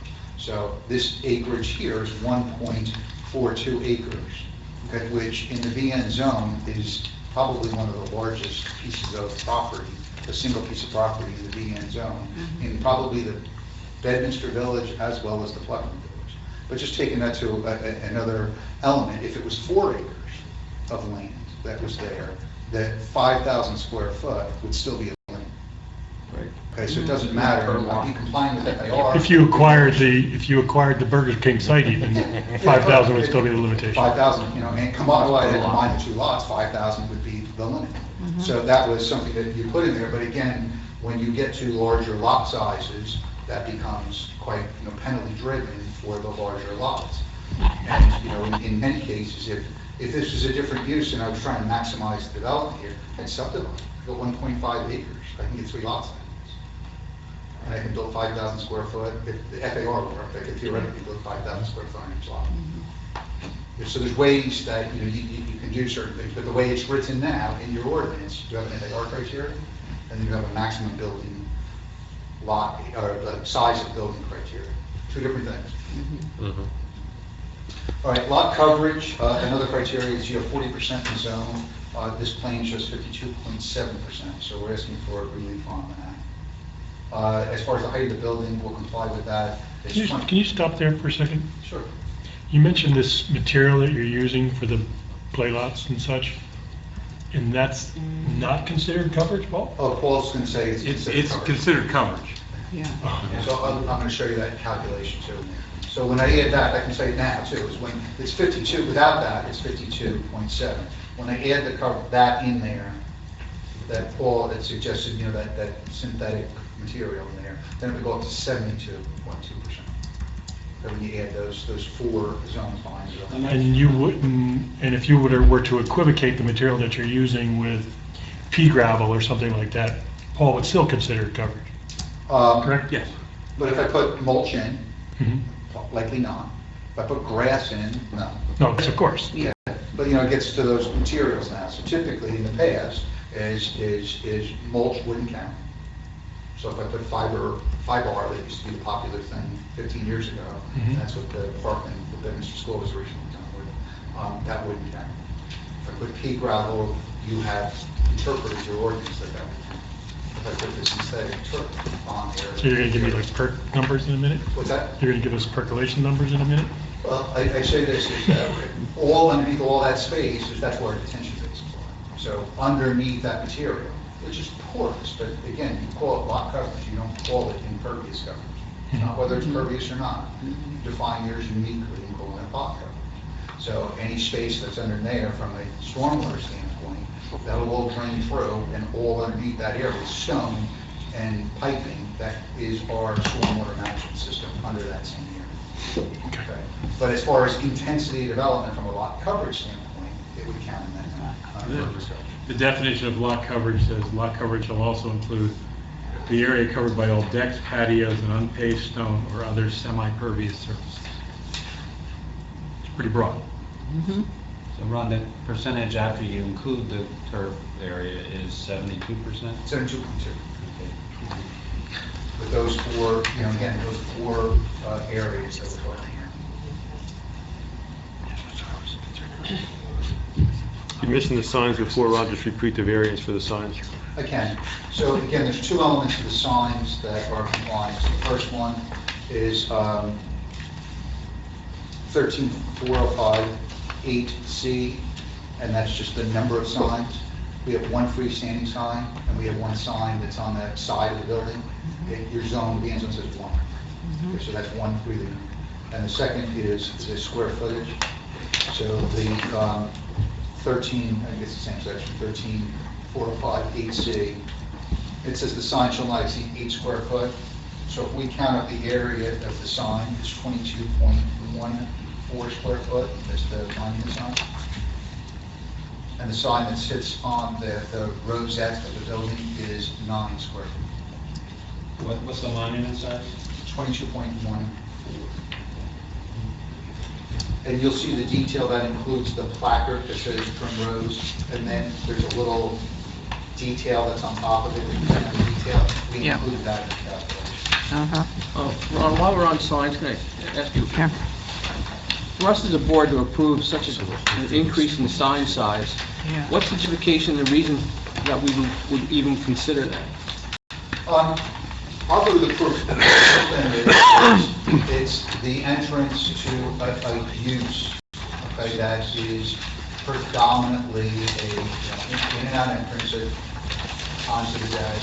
It's not necessarily just a drive-by. You'll see the detail in the architect shows the detail of this thing that's there. It sits on a pedestal that's there. And again, I'm going to say is, I know in lots of areas in the VN zone, you have those smaller signs that are hanging, similar to the bakery and all these other uses that are there. A little different use, a little bigger use that is in there. And having that smaller sign of 8 square foot, I think that's just simply too small, not indicative of what that building is with the details of the architect. Again, the board, you're going to view it, you're going to say, I like it, I don't like it. We know that, and you're going to go through that. That's what we're proposing, that's in there. And it's something that's a pedestal as opposed to a small thing hanging over the side of the building. I can say this, though, is that on that corridor, besides those uses right next to it, Pico, Burger King, but as you move up and down that corridor, is on the other side of the road, different zone, but bigger sign. Okay, that on the other side of the road, that are still the same neighborhood there. You go and look at the other, on the other side of 287 and the Somerset Hills Learning Institute, is this sign smaller than the sign that's there.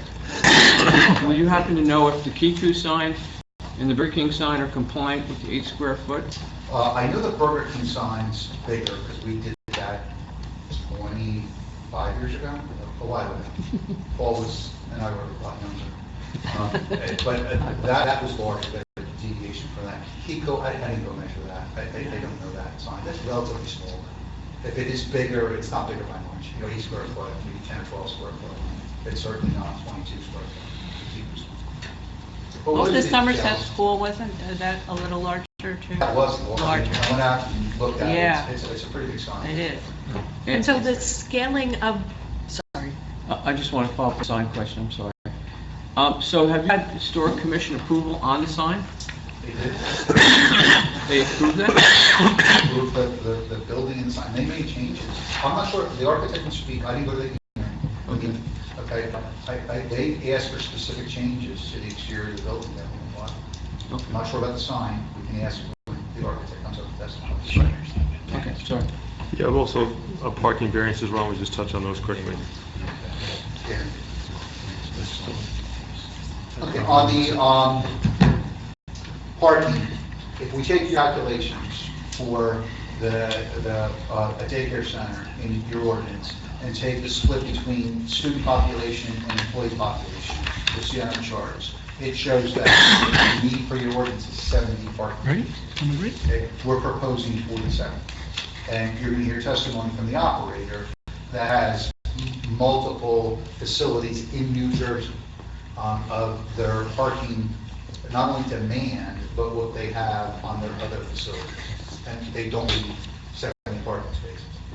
And it's just not warranted. So we're going to ask for relief based on the use, and they're going to have the specifics of what these other sites are for the number of parking spaces that are there. Ron, I don't know if this is for you or maybe for the Primrose School, but do they have buses or do they have drop-off? I mean, is there room for that in your? I want to hear their operation, Okay. but I'll say this, Okay. is the simple thing now is today's daycare centers, because we're doing a couple of other ones right now in neighboring towns, is there's no such thing as a drop-off. Each parent parks their vehicle, they take their child out of the vehicle and have to walk them in the front door. Okay. So that notion, certainly when my kids were there, as you pulled up in the line, Throw out the flying door. out, you know, run off there. Throw out the door.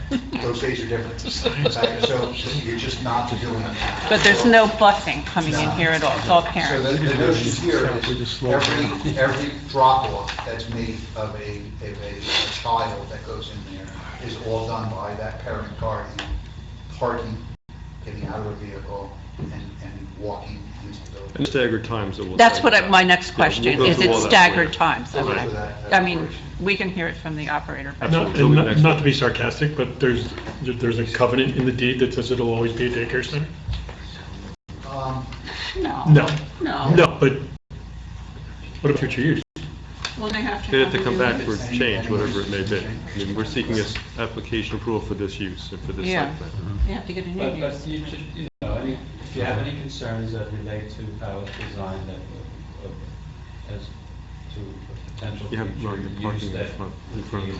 permitted use in the Yeah. zone, you know, those are areas of inquiry that you can get into. You wanna do the reports next? Deny it. Do the report. But they might be something you can consider about. But I'm not sure where you're thinking, Richard, but I mean, that, it's relevant. It's still you're asking for a variance from 70 parking spaces to 47. Or whatever, there might be a design exception. It's a Variance for the number. but- And there's one other variance, Ron, why don't you just touch on Yeah, that? there's one other element here, and again, I'm going to say, we put it on the plan, but as I look at it more and more, I'm not sure it actually is. There's a parking setback that is in your section, it's 13525A2, and it's in actually your school and open air club section. And it says that a parking setback should be set from the property line equal to either the front yard setback, or no closer than the principal building. And it was specific schools, open air clubs, and houses. Those are the three criteria. Well, I think that gets to the question that I asked in my letter, is this a school? And it was, and I'll say this, it was written more for the aspect of having those allowed in your R10 zone. And there's 3 or 4 other criteria, they're just not applicable to this particular property. But when you read it, and when I read that preparing this, you were really writing it when you put the R10 in. And you had schools, houses of worship, and open air clubs allowed in those zones. And that was one of the criteria that is in there. So if it's a school, then you need a deviation from that. And if the school is not a permitted use? Correct. In the And zone. that's the other thing. So I think what we want to, is you may need the operator to talk about the age of kids that are coming. Yeah, and I think more importantly is you have to look at the use and not the name of it. I've seen these as schools, so-and-so school, so-and-so academy, whatever. I haven't seen the baby university yet, but I've seen several levels of promotion. But, I think it looks and probably smells like a daycare center. Yes, it is, and we'll offer testimony for our next witness, how these are licensed, how they're regulated. It's not to the Department of Education, so we'll talk about that to our next witness. So that variance itself, depending on that result, that it wouldn't be applicable if it's considered just a daycare center and not a school.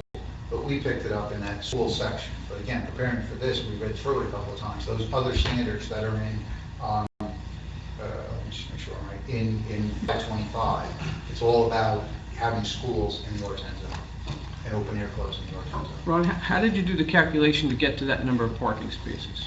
Based on truly their needs, Primrose needs. All right, we'll have Did you testimony. look at square footage of the building and then say the 200 square foot for each parking space? Usually not a criteria for a daycare. If you hold out for our next witness, he'll talk about their model. These are very similar. There are many in New Jersey this size with parking spaces. It's a working model that he'll talk to you about. That's how we got the number of spaces. How do we get to the 70? To The his 75 question, How do we is get to the based- 70? We have a daycare center standard in our ordinance. Okay, and that's, That admittedly was done over 20 years ago. and that says X per square foot? It's, No, it's split up into two. it's one space per employee plus 25, plus .25 spaces per child. Oh, 0.25. that's where you were going, right? Yeah, well, yeah, not really, it's just, because in our regular standards, it's, if it's, if it's retail or if it's medical, it's a different standard. Absolutely. So if it's an office, it's going to be, 1 for 250, or you have 1 for 200. 200, right. Yeah, and it's medical, it's going to be higher, 1 for 150, because you have higher turnover from those things. So a standard, and even if I looked at a standard, a model ordinance for the state, they're going to always have different standards based on the uses. So typically, it's a standard that's applied for daycare center. It's not based on square footage. It's based on how many kids you got in the place and how many teachers you have there. Obviously, teachers need to work, and then there's drop-offs and those elements to there. Now, that standard's older, the model's changed, and people generally, the other couple of daycare centers I'm doing right now, we're asking for the similar type of relief on every one of them, because there's older standards or just old standards that the market doesn't meet. When I look at, I'm sorry. Ron, I'm looking at the parking spaces that are the closest to the road, and I'm looking at how a car would be coming off of Burnt Mills Road and a car backing up out of the parking space. Is that a safety concern there? Well, it's still, from the road itself to that curve, it's still about 30 feet. Oh, it is that Yeah, much? so it may appear to be close, It but looks it's still close. about 30 feet. What I want to show you, because I just to that lake, I'm going to go back to A2, and just for some parallels, is the edge of the parking spaces that we're showing in our proposal are right here, and Burnt Mills is right here.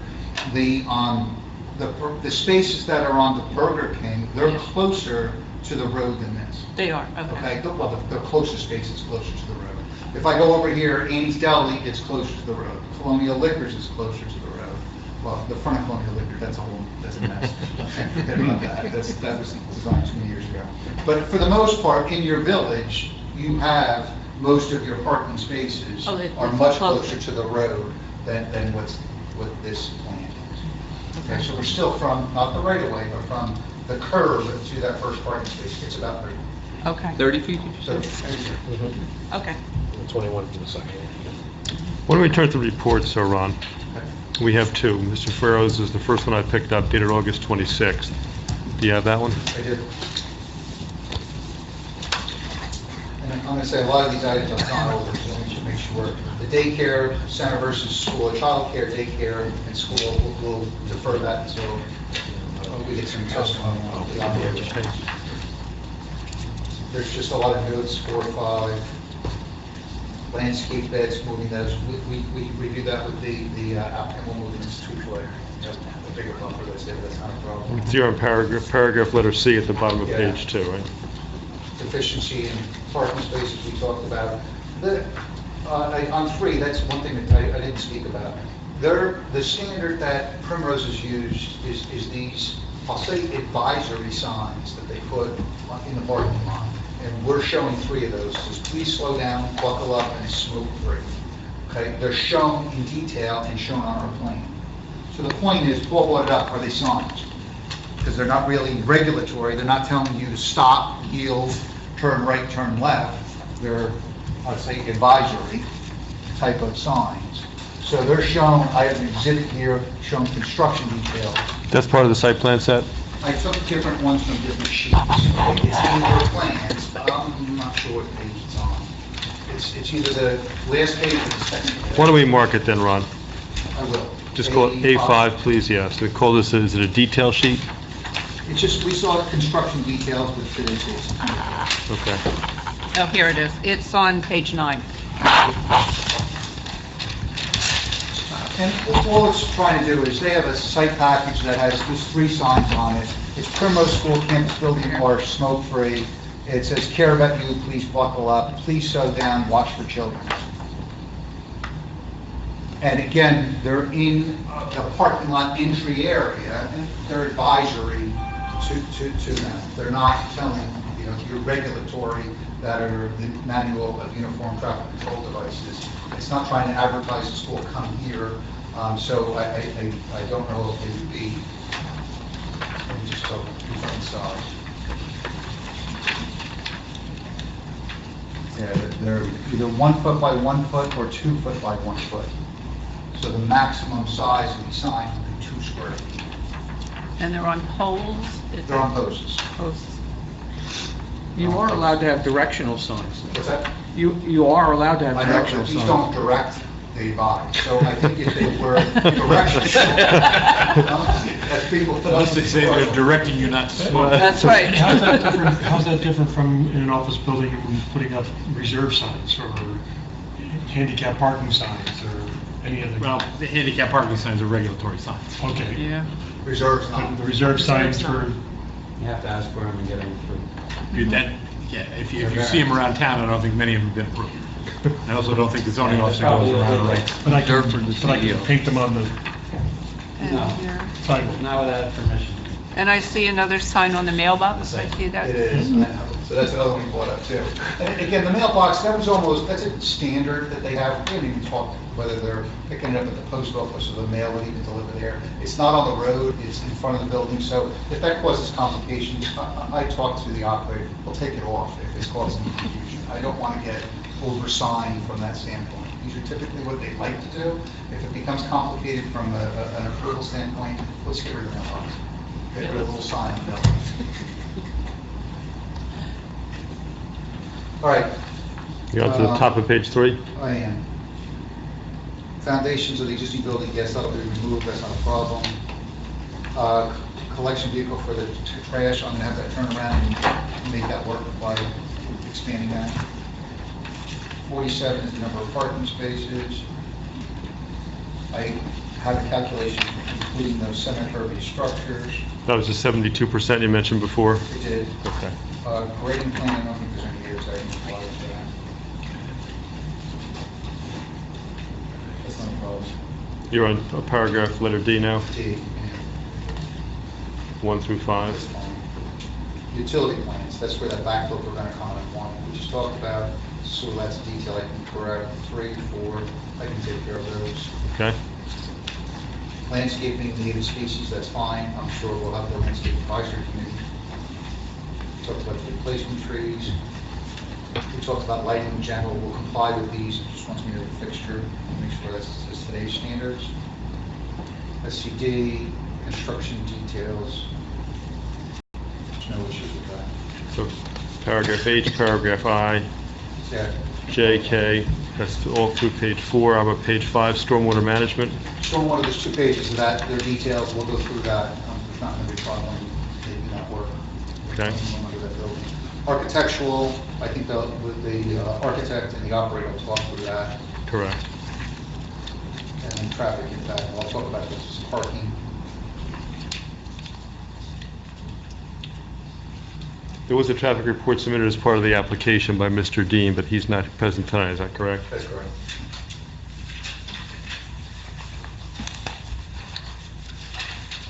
How about Mr. Banish's report, We talked about the relief. dated September General 3rd? terms, I'm going to come back and talk about the details of the plan. Comments, I believe, for the most part, we touched on the, Let me help you out here, because I think you have addressed a lot of this stuff, Ron. see what we have. And we will offer planning testimony. My thinking is we'd put the other witnesses on first, so you can hear Sure. from the operator, and we'll That's bring fine. Ron back Yeah. and do the analysis on the It's the right way to variances. do it. So we can come back to these things. All right, is there anything, I think, Frank, most of these site items we talked about. You did. It's mostly the scale of the building that's going to be the issue. Dumpster location, I think if Paul's good with it, I'm good with it. I mean, we already talked about the building size limits, so it's really, how does it fit into the historic district, basically? So I'd like to have Mr. Kennedy step down temporarily while I I'd have just the other like to witnesses ask come up. the public Oh, if, sure. first, anything more from the board for this witness? Okay, I'll open it up to the public for questions and comments. Come on, Mr. Haggerty.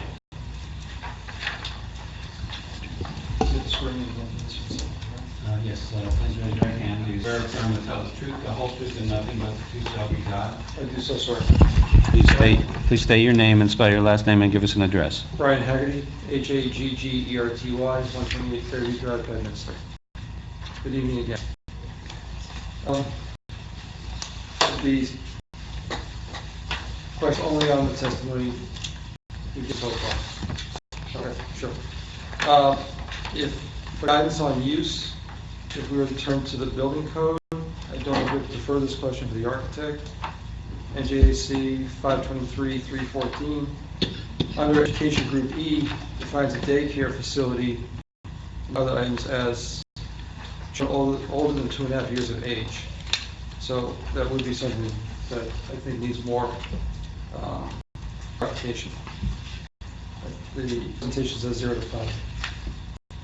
Yeah, I will help the operator, but I can't Okay. comment on the age of the... Yeah, I let's think let's the ask... operator and the architect. Anything that Ron has testified, okay? So, well, we're talking about the use just now, so to clarify, the architect and the operator will have to address the use. Okay. Mhm. In terms of the stormwater management, in this discussion of semi-pervious and so forth, you mentioned that the underlying semi-pervious material is the detention or recharge. I wasn't sure. Is that a structured tank or a concrete tank, or is that gravel? Yes, it's a little of everything. So it'll have some concrete rings that'll act as seepage beds to infiltrate stormwater from the roof primarily. So they'll go down and take the water from the roof and put it there for the same standards and requirements. The second thing is there'll be oversized pipes, and I'm going to say 36-inch pipes that'll be laid flat along there, and they'll have volume for peak rate attenuation of runoff. Okay, so they'll have volume that's there, and they'll generally be underneath the play areas, which is the sediment pervious material above, be underneath that area. But you're not proposing something like a 20 by 40 foot structured tank that would actually be the impervious surface itself? No. Okay, thank It you. would be a series of pipes that would be Regarding the 5,000 square foot limit in the plan, theoretically, with a lot this size, and I believe this zone, does this zone permit more than one principal building? So you could actually make a campus if that worked with the operating plan.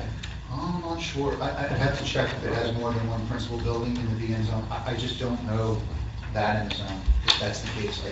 I'm pretty sure it was only one building per lot. Well, that's something we can get back to. In terms of the HPC review, the document, I believe, was submitted to the township August 8th, was the revision, 2019? Again, Oh, I'm sorry, I that's, was I'm involved in sorry. that, so you gotta ask Rob. Okay, I'll defer that then, sorry. And can you address the sign size? Or because you mentioned staggered arrival, that the parents drop off. I assume the employees know where they're going to work. The operator will cover all that, the next witness. Okay.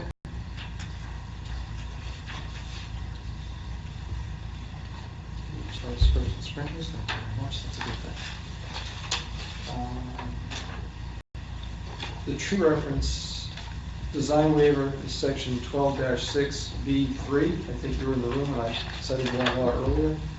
Is there any way you can elaborate on the justification of the design waiver from section 12-6B3? Why is that waiver, why the waiver and not an ordinance? Or is that something that I mean, I don't make codes, the town makes the rules. Okay. I bring applications before them. That's all I have for Mr. Kennedy at this time. Thank you. Okay. Anyone else? Yes, come on up, please.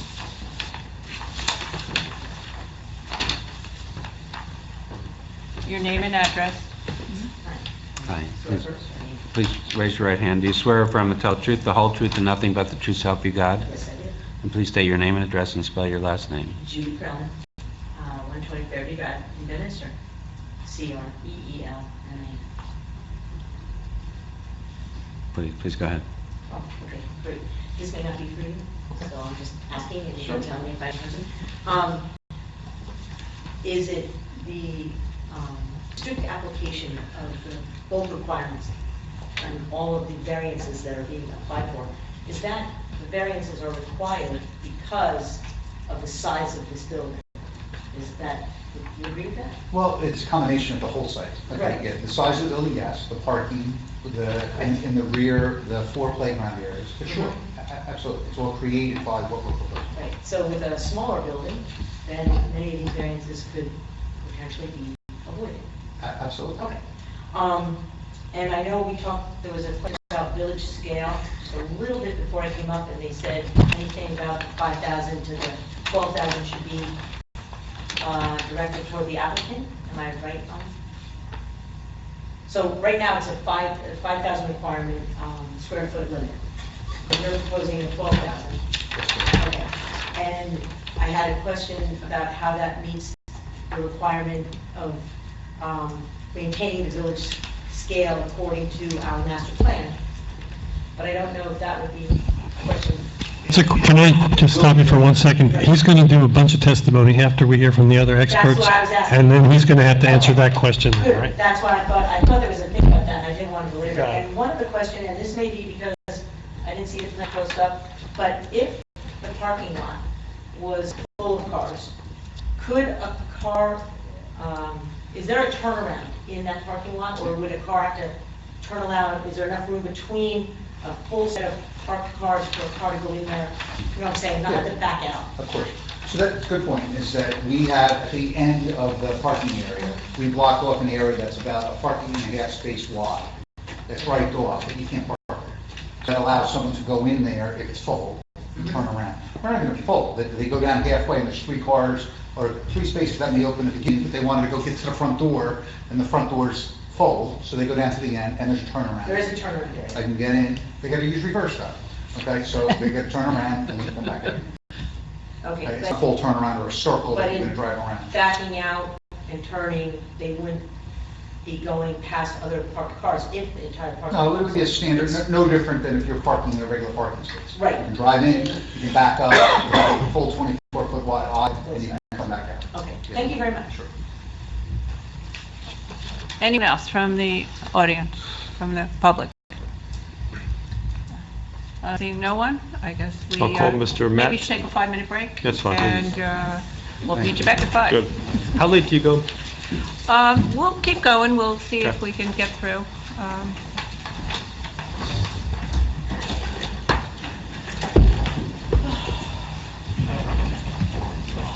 Continue. Matt Taylor, please. Good evening. Chair to swear. Sir, please, you can remain seated, but speak into the mic. Do you swear or affirm to tell the truth, the whole truth, and nothing but the truth, so help you God? I do. And please state your name, spell your last name, and give us an address. Matthew Taylor, Primrose Schools, 164 Walton Road, Newcastle, New Hampshire. Taylor, Taylor. Thank you. What's your position with the company? I run development for Primrose from the East Coast, from New England down through Florida. So you're familiar with their day-to-day operations, you're familiar with their typical layouts, Absolutely. and how long have you been with the company? I've been with Primrose approximately 3.5 years, but I've been in the childcare industry close to 20 years. And in addition to this site, any of the sites in New Jersey you've worked on? I've worked on several for multiple employers, but I've worked on 6 with Primrose. We have 9 locations operating under the Primrose logo. This would be, at the end of the day, probably be the 12th open, as we have some opening in the next 6 months. But as you mentioned before, you also work on these facilities in other states as well. I do. And this application you're familiar with, you've been to the property, you've seen the plans. Absolutely. Okay, thanks. Why don't you tell us first why you picked this site for this facility? What about it attracted you? Well, I mean, first off, Primrose is more of a premium brand, premium offering, and we look to be located in townships and municipalities that, have a high degree of regard for education. Bedminster is an excellent example of that. There's a need for quality educational childcare. That's really what attracted us to it. We've been looking for a site in this region for some time. When I say some time, many years. So this site really attracted us for that reason. It's a perfect demographic for us. I think we can offer a great product. And of course, the word school was in your name, you mentioned education. We had the issue raised earlier by Mr. Farrar, whether this is a school, whether it's a daycare facility. Can you comment on that and talk about how this is licensed? Absolutely. The Primrose School brand has been around for 30 years. It's been a name that was carried over, obviously. It does create confusion with almost every board that I'm in front of, especially with the advent of more charter schools and more privately funded education. But we are licensed by the New Jersey Child and Family Services Organization or group. So we're not licensed by the Board of Education. So that's distinction. Department of Education. Department of Education, correct. So you're licensed as a daycare facility? We are. Okay. Well, why don't we talk about the operation? Tell us about, it's a 12,000 square foot building. Is that a typical building for Primrose? It is. To keep it somewhat brief, every state has different ratios for different age group of children that we're serving. In this case, we're serving children from 6 weeks of age to, through kindergarten potentially. The building design encompasses what the state requires for square footage amounts per child and classroom ratios and staffing ratios. So we end up with a prototypical size for each state. In this case, this building represents the prototypical size for what we try to build in New Jersey to meet the requirements of licensing, but also to meet the requirements or the potential requirements for what the township may want. We go into a design ratio thinking that there's a certain amount of kids in each age group that we'll be serving, but we also try to build flexibility into the floor plan. If for some reason there's a greater demand for, say, 3-year-olds that we don't expect, we have the ability to reconfigure classrooms to meet that demand. And that's why the building size is sort of what it is. It gives us flexibility, but also allows us to change programs if we need to satisfy what the needs might be for the community. So this size building, roughly 12,000 square feet, is the typical size you have in New Jersey? Very typical. Let's talk about the way this operates. Some questions came up before about the so-called drop-off of children. Talk about that, and we'll talk about the staffing as well. Yeah, unlike, and I echo Mr. Kennedy's sentiments, unlike what you might see at some day schools or what I saw with my kids as well, instead of driving up, having your children be taken out of the car by a staff member, both for safety reasons and just continuity of care, we require children to be brought in by their parents, which requires them to come in, park, come to the secure building entrance, sign their children in, bring them to the classroom and return. This is a good segue into sort of the timing of that and how it ties into what we require for parking as well. We've done studies all over the country, and I've done a bunch of them in New Jersey as well, to justify the idea of what we have for parking. The 45 to 50 space realm works really well for us. The last thing we want to do is create a site that doesn't work for both the parents or us. It's frustrating. Parents will go find a different alternative if it doesn't work and if it's not conducive for them. Let's face it, child care is an unfortunate side sometimes of both parents having to work. So we want to make that experience as easy as possible. The pickup and drop off takes somewhere between 7 to 10 minutes. So if you do that over about a 3-hour period in the morning and in the evening, that's about where it lands. We need about 10 or 12 parking spaces to make that math work with the capacity of this building. Leaving a remainder for staff, it works well.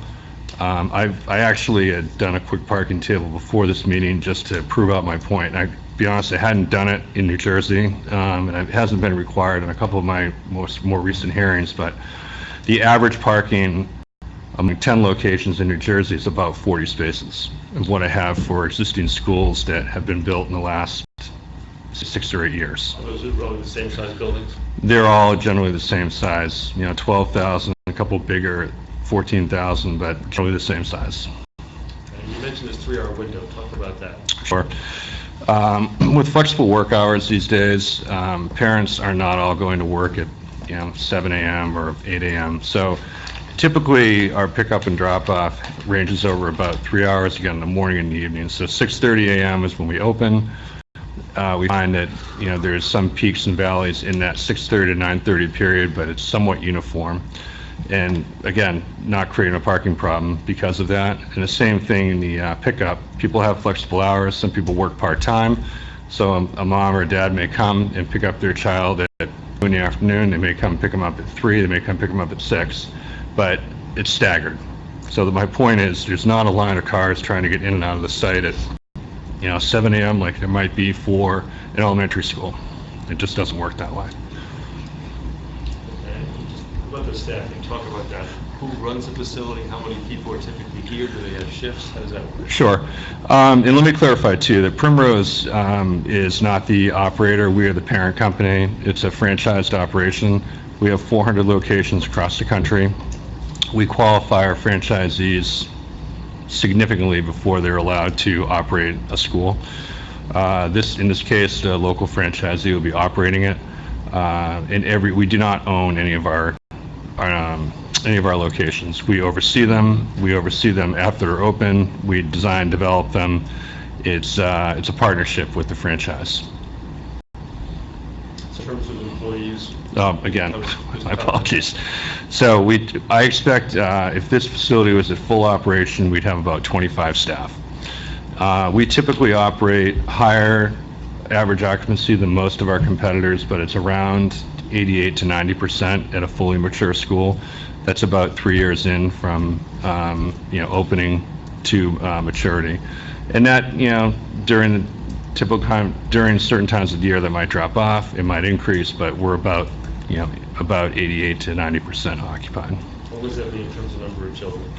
The building's designed for 195 children, but going back to what I talked about, if there's a need for certain age groups that we don't anticipate, the ratios per age group are different.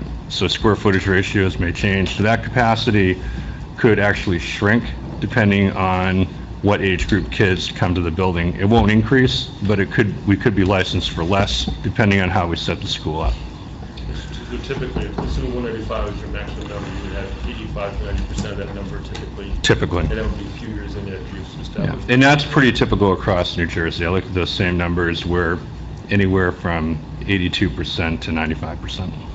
And you've heard testimony about the play areas outside. There were 4 of those. Can you talk about those? Sure. So the play areas are specifically designed per age group, and the structures in the play areas are designed for the age groups using them.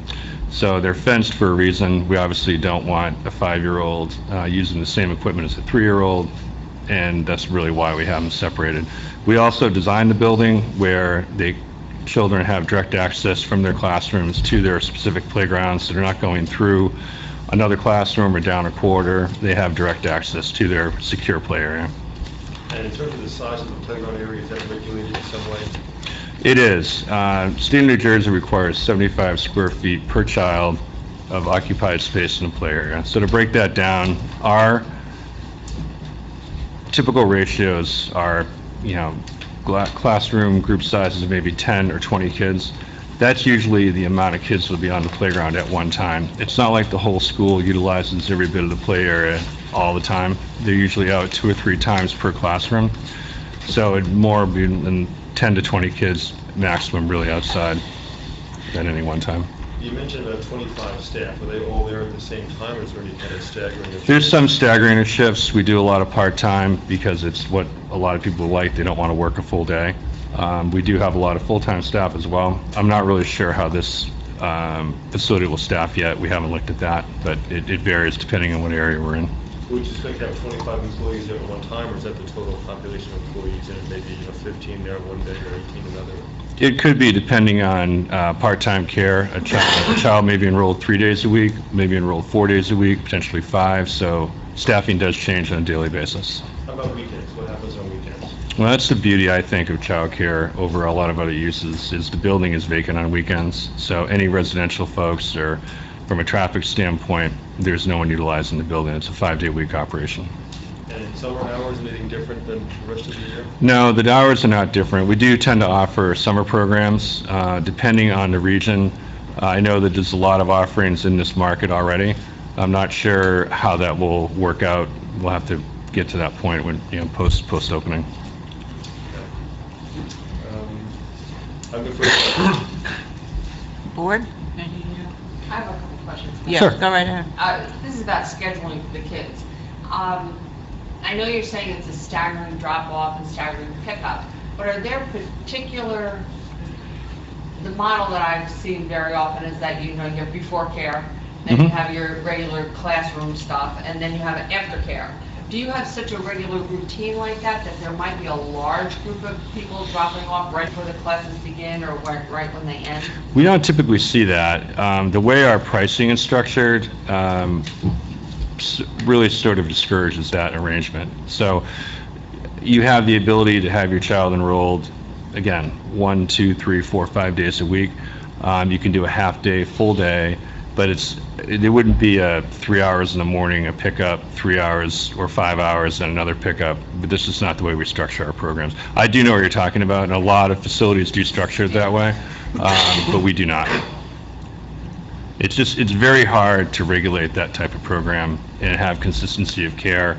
And we do a curriculum-based product, so we want the kids engaged in a certain amount of time, a daily when they're there. So your 195 students are not necessarily all there at the same time? No. No, so they're there at staggered days, or? They could be. The way the child care industry works is there's a term you might hear called an FTE, which is a full-time equivalent. So we base our occupancy on what we call a full-time equivalent. So we might have 2 children each coming 2 days a week. That almost equals 1 full-time equivalent. Does that make sense? So that's how we look at it. Ideally, obviously, for continuity of care, we like children to be there more than less. We also tend to have a fair amount of siblings, which ties back into the whole idea of parking and pick up and drop off. Many parents will bring more than 1 child, so there's 1 less trip that's not counted for when we're looking at pick up and drop off, because they're being picked up and dropped off typically at the same time. Poor parking issue. Sure. I know you might only need that amount of parking spaces for the pickup and drop off. But what about school activities? Absolutely. What about the Halloween parade, that everyone might come to the Halloween parade? Well, what I'll tell you is 195 parents and kids for one event doesn't happen, because it's a near impossible event to orchestrate. It's done by classroom, so we don't run into that problem. It'd be the 3-year-old classroom would maybe have, or 2 of them may have an event during the day, but it's never going to be the whole school. It would be very difficult to manage. Anyone who's been a parent knows that, but, as I'm sure you do. What are your full operation hours then? You talk about 6:30 in the morning. 6:30 a.m. to 6:30 p.m. 5 days a week. 6 in the morning till 6:30 at night. Correct. 5 days a week. Okay. And there was some discussion about parking lot lighting and building lighting. We typically, obviously, don't want to light the building and the parking lot much longer after our hours, so I'm happy to, some sort of regulation on that. There's no reason to light it beyond the time of our operation, usually an hour before, an hour afterward. What sort of facility do you have to enforce security? It's a terrible question to have. No, it's not a terrible, it's an unfortunate question with today's environment. The building is fully secure. Each parent has a code to get into the building. That code can be changed by both the parent and the operator at any time. There's no other way in the building for anyone outside except through the front entryway. We also have a secure vestibule that once you get in there, you have to go through another door to get to the main building. We do utilize security cameras. Look, it's unfortunate, and it's the nature of almost any school setting now. So we're very focused on it. You have a lot of doors, so all those outside doors are secured some way? They are secured, and actually the only way to get back inside the building is with a key with those doors. So the kids are going in and out to the playground area? Well, they're supervised, so they're brought out by their teacher. The only way to get back into the school is that teacher needs to physically have a key to open up that door. There's no way to potentially lock or dog a door open. We don't allow that, for that very reason. Does the state regulate the amount of children per teacher? Yes. A ratio? They do. What is that? It varies per age group. Typically, the younger age group requires more care. So I'll be honest with you, I'm not an expert in each state, but we meet or exceed the state, New Jersey state requirements. So you couldn't give me an example of a 3-year-old? Sure. How many 3-year-olds do you need? Under 18 months, it says 4 to 1. 18 to 30. Yeah, it is on the plan. It is. All I apologize. Oh, it's okay. I mean, I just don't have it committed to memory because every state's. So that's how you figure out your FTEs? Well, the FTE, the full-time equivalent, is really just figured by occupancy, how many kids are in the building at one time for a full-time week.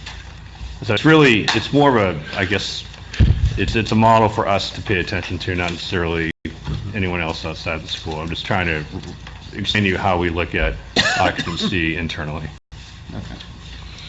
I have a question for you. When you were talking about this might be partially the architect, and I'll apologize if we have to come No back problem to at that. Your prototype, your 12,000 square feet, yada, yada, are all of your buildings on one level? No. No. As a matter of fact, looking through what I have, I think I have two in New Jersey. There's one in Mountainside. There is one more, Wayne, New Jersey, which is actually under construction right now. They're both two-story buildings. In a situation like this where you have a tight property and you're so close to the lines and everything like that, and your playground and everything, did you give any thought to perhaps doing a two-level building? We did. To be honest with you, I mean, and this is just, my personal feeling in developing these sites. This really isn't what I would consider a tight site for childcare. It's actually, it's almost a, perfect prototype site for childcare. Mountainside is a good example. It's a very small site. We had to do a two-story building.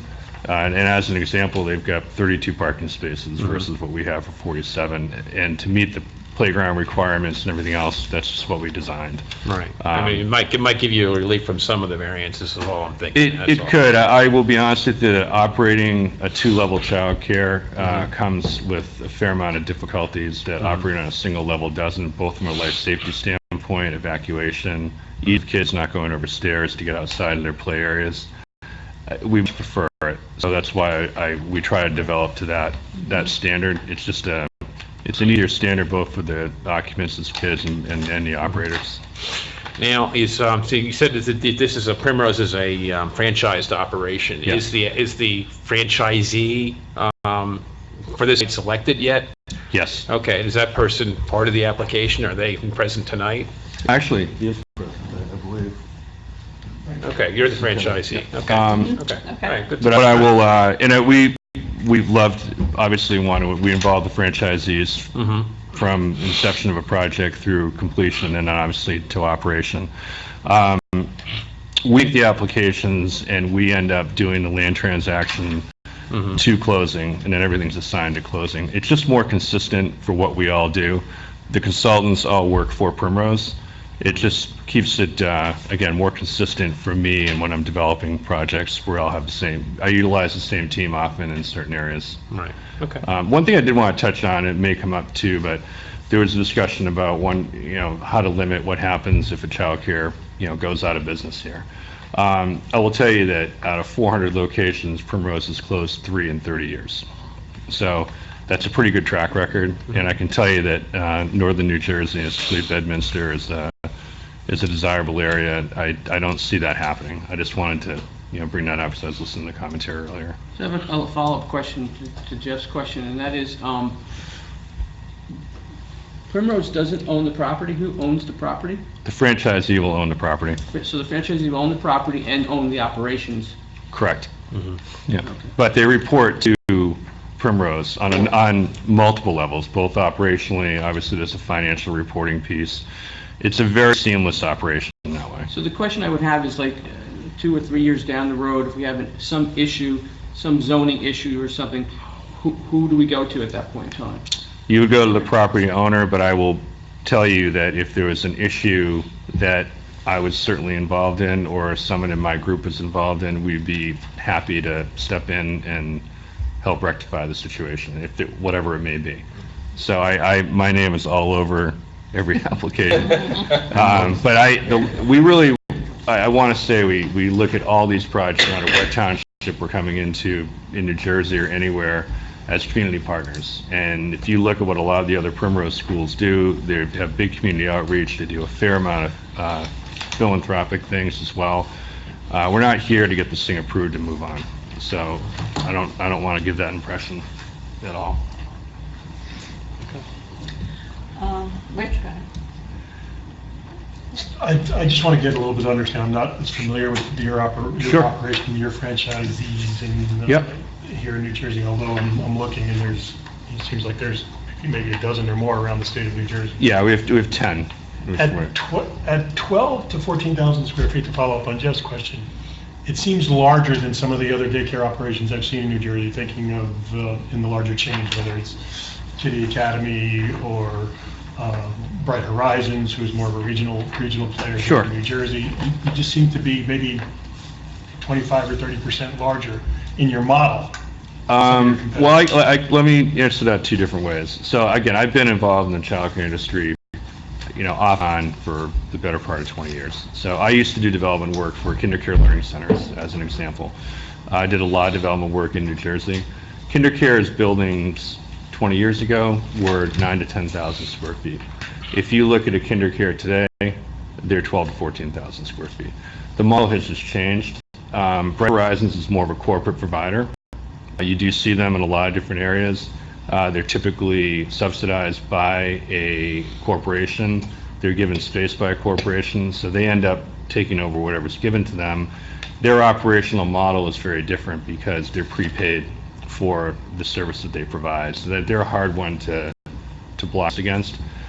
Kitty Academy, I admit, they build a smaller product because their franchisees don't typically have the financial depth to do a bigger project. So they build 5,000 to 7,000 square foot buildings. They're not a competitor to us. Their operation is a great operation, but it's very different.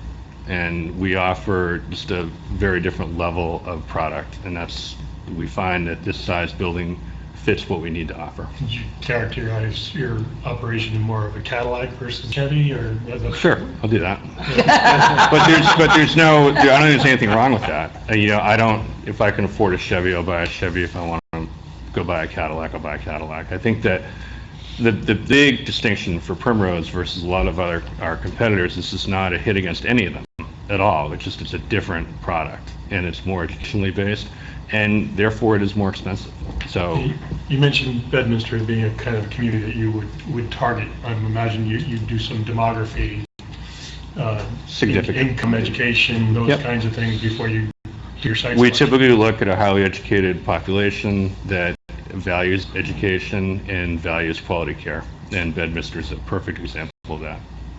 And in order to fill your 14,000 square foot facility, you looking for any kind of density? 12,000. 12,000 square foot? I don't think it's bigger. Within, you looking for any particular kind of density to help fill those facilities? We do. We look at a lot of things. We look at population density, which ties back to the amount of children in a particular area. Commuting patterns are very important. This site's an excellent example. It's on a great commuting pattern, so we're not taking parents out of their way, typically, to come to the school and to leave their kids and pick their kids up. Childcare needs to be a convenience, and if it's not conveniently located, not unlike going to a grocery store on your way home, you're probably not going to go 5 miles out of the way to go to another store when there's one on your way. But we try to make it convenient and try to offer a product that is suitable to the demographics we're looking for. I'm typically not as concerned with the economics of these applications, these projects, but I'm asking because does it need to be a particular size to be successful? There's an efficiency model that, like any business, that goes along with staffing and the amount of people utilizing it. So, sure, there's an economic model that works better than not. This is the model we try to go for, and it serves us well, and it serves the populations that we look at well. The worst thing we could do is go build something half the size and have a wait list out the door. And that happens. I've built schools that were this size, and a year later I could have built a school twice the size. We feel like this is an appropriately sized building for what we think the demographics are looking for in this area. Right, so And again, I'm not trying to tie it back economically. I just think that the area will support the school. But as a follow-up to that answer, what's the largest facility you have in New Jersey? That's a good. I'm glad I did my homework here. Yeah, this will be the first time I actually did my homework on time. Wayne, New Jersey, which isn't open yet. It's on French Hill Road, if you're familiar with Wayne, next to the municipal golf course. I was actually by there today. It's almost done. Is 13,660 square feet. And the smallest? Smallest is 11,857. Oh, so they're at a pretty tight tolerance. Very tight, yeah. And I'll tell you that the ones that are smaller, the 11,000 model, are older. And that's, we refine the per state ratios to work the best what we feel is needed in an area. So that's why the newer schools are a little bit bigger. In your planning, right, sorry to ask so many No, questions. But in your happy to planning, answer. and maybe this is a better question for the architect, but this is more of an operational question. You've designated the different spaces within the building. Yes. For different levels of care and different student population. If your demand for preschoolers is greater, does your planning allow for you to convert space does. that might be for toddlers to preschoolers, or vice versa? Yeah, and I maybe I didn't touch on that earlier, but that is part of the reason why we've got the flexibility and size of the building to do that. If we find that there's a larger need for, again, more infants, then we can certainly easily convert a room to meet that demand. But we also want to design a building where it's consistent for a child to come as an infant and potentially complete through the whole program for a consistency for the parents and for the child. So the size ties into all these things, and the smaller the size of the building, the less flexibility we have to offer what the demand may be in the year we're looking at. I hope that answers your question. Okay, thank you. Yep. I'd like to change the subject a little bit. Sure. Obviously, you're in the development part of it, and branding and signage. You're looking for a sign that's really quite larger than anything we usually approve, unless it's in a different zone, but in this particular zone specifically. Are you willing or able to decrease the size of the sign? Is that a hard sticking point for you? No, it's not. I think that Ron did a great job explaining why we look for what we have. I mean, our sign is big, but the bulk of our sign is masonry. So if you look at it, the actual lettering and signage part of it's not all that big. Look, I'll certainly entertain a lesser sign. Some criteria, as you folks know, is really, we're a destination. People don't drive by and go, oh yeah, I'm going to go pick up childcare today. I mean, so we're trying to have people understand where we are, and if there's a prospective parent or family looking to move into Bedminster, like, oh great, there's a Primrose here, that's wonderful. Can the sign be a little bit smaller? Sure. I think that the 8 square foot criteria might be a little small for someone to read at X miles an hour, that's all. And that's what we're trying to avoid, someone trying to figure out what I think it is. So I certainly have flexibility in that, of course. Well, I certainly agree with you. 8 square foot is quite small, but it's part of the requirement here in our town.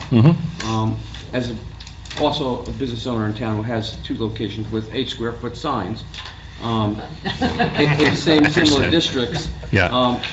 So I just wanted to ask you, see how you felt about that. Is it a hard stop? Of course not.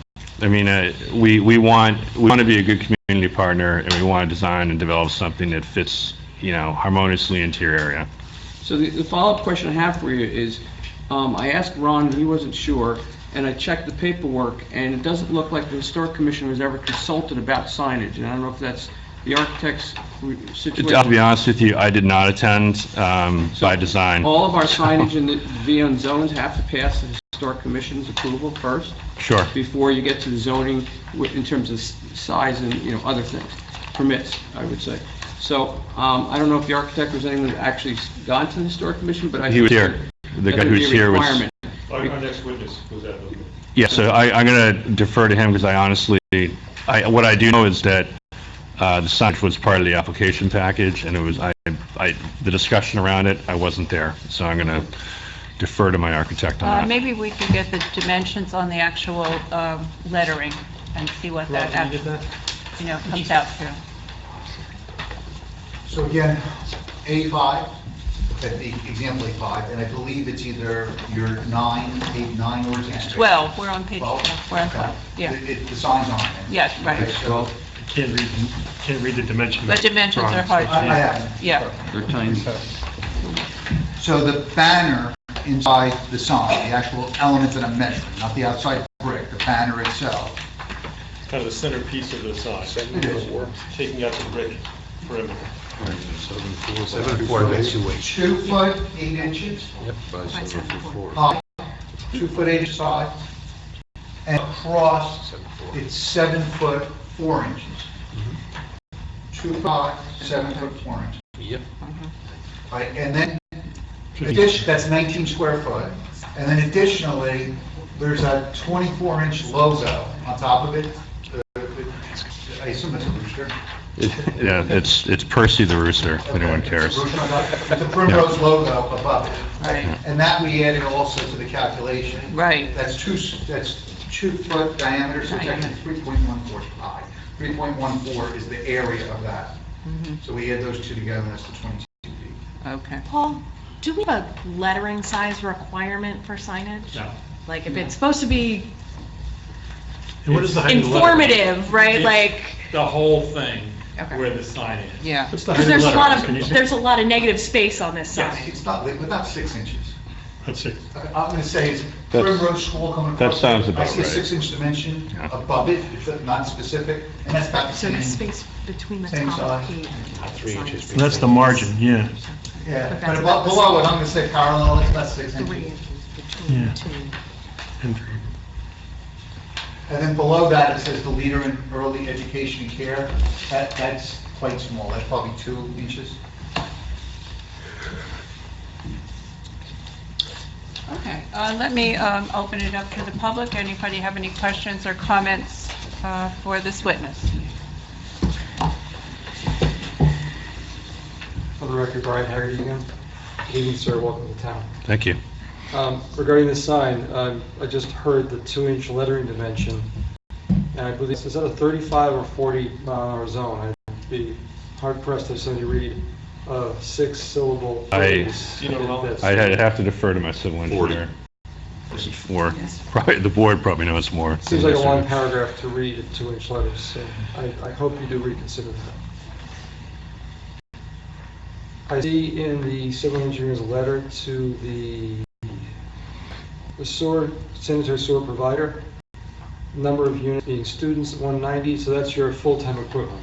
That's the population that you were using. It may be more children or less children, that's your daily population. That's the design population for our floor plan, for state licensing.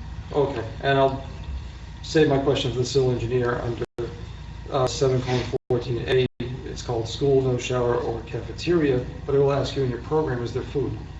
We do have a warming pantry that is not a kitchen, it's just as it states, a warming pantry, but we steam and prepare pre-prepared food, but it's not a full-service kitchen, no open flame, there's no suppressed hood.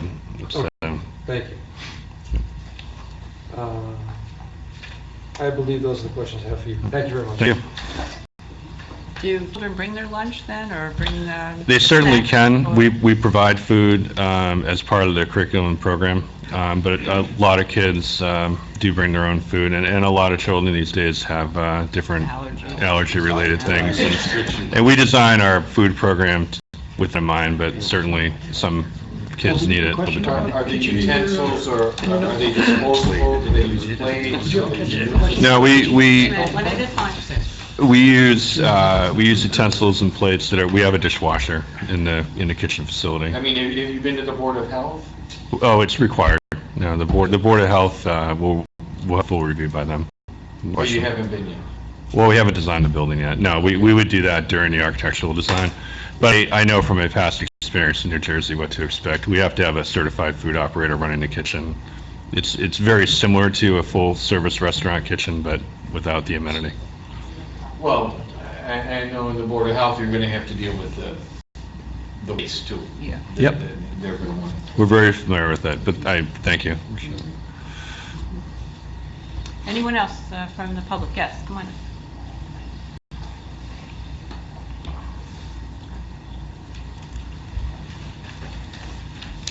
Judy Grillman, 123rd Drive. Still under oath. Okay. Yeah, I just had a few questions. You said that Primrose is more educationally based, but that this isn't a school. It's not school. We're not licensed by the education. We're licensed by New Jersey Child and Family Services. We have a curriculum-based product, basically meaning we've developed our own curriculum to teach to the children, but we're not licensed by anyone else except Child and Family Services. So you will have kindergarten age students there who will be going to kindergarten there as opposed to going into, a charter or public school? Potentially.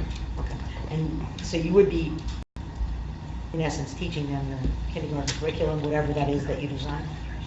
Yeah, I'm not sure how best to answer this, in that I don't know that we're going to have a kindergarten. We have a multi-purpose room that is utilized for many different things.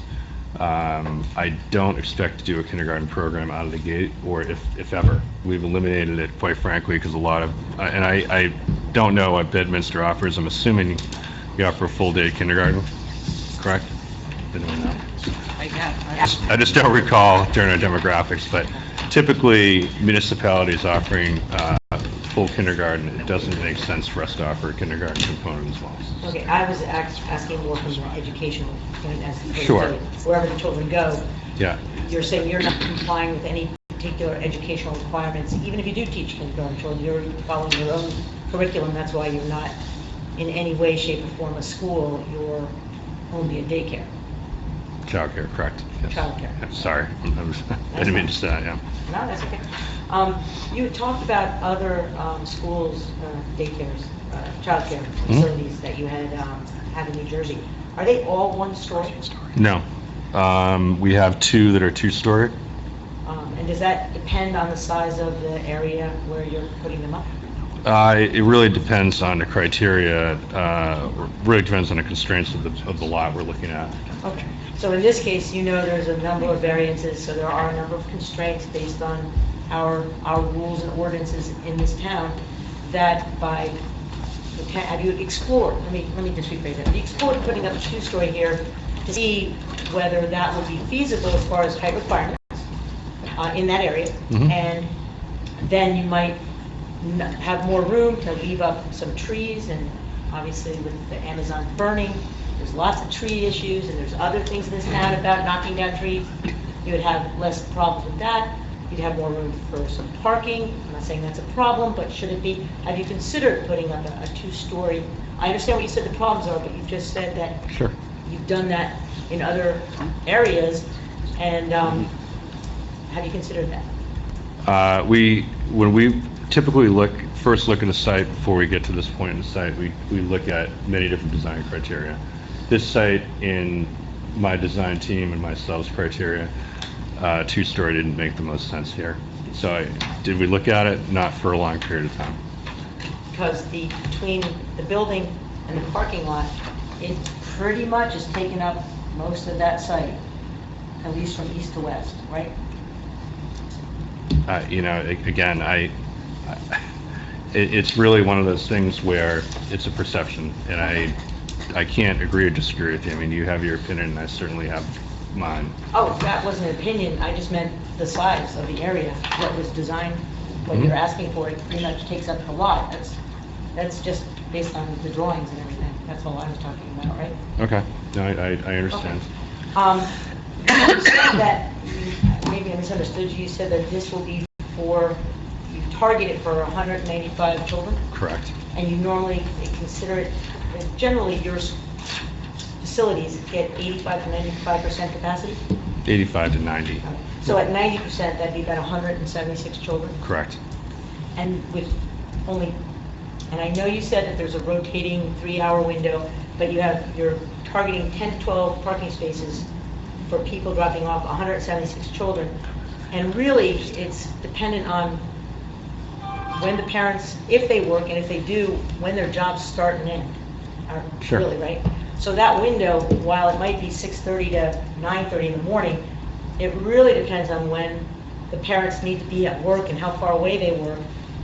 So a lot of that can be zoned, the window can actually be a lot smaller for the typical job. It may be. I go off the criteria of the 30 or so schools a year that we develop, and we go through this scenario for every school that we look at. So I'm comfortable that those numbers are the numbers that we'll see here within, some degree of tolerance. As I said earlier, like, the last thing we want to do is go design a building and the parking lot doesn't work. It doesn't help for anybody. I'm very comfortable with the parking here, and I know it doesn't mean much to me to sit here and say that, but I know it will work well based on what we've developed here in New Jersey. And before you designed it, did you take a look at the area around? We've studied this area for years. And the buildings that are going to be, I'm not talking about the church, but the other from Colonial at the corner, all the way down to where the building you're proposing is, what they look like compared to what you're proposing putting in there. We looked at several design criteria. We went to the Historic District Commission as well. I mean, the building that we're developing is larger than some of the buildings around it. There's no question. I mean, that's fact. I can't refute that. But we did look at it, and I think we took everyone's considerations in. Thank you very much. Thank you. Anyone else? Seeing no one?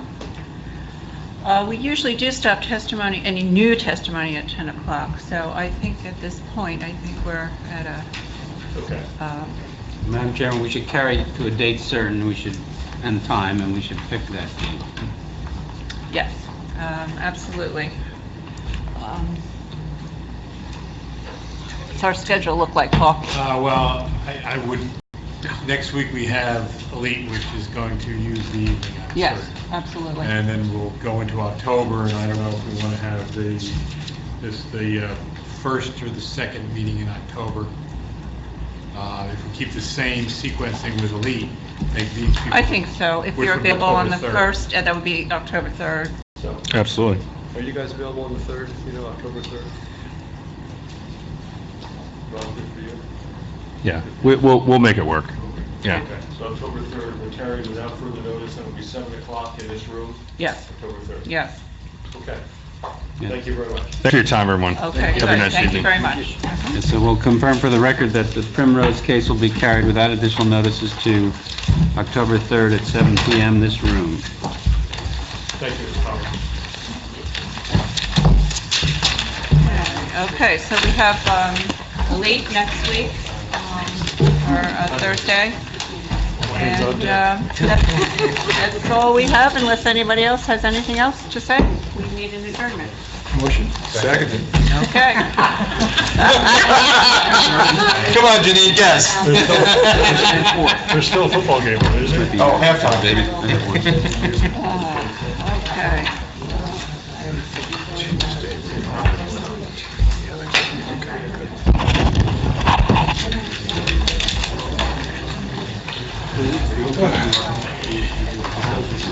I'd be okay.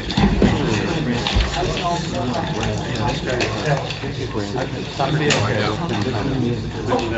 Yeah.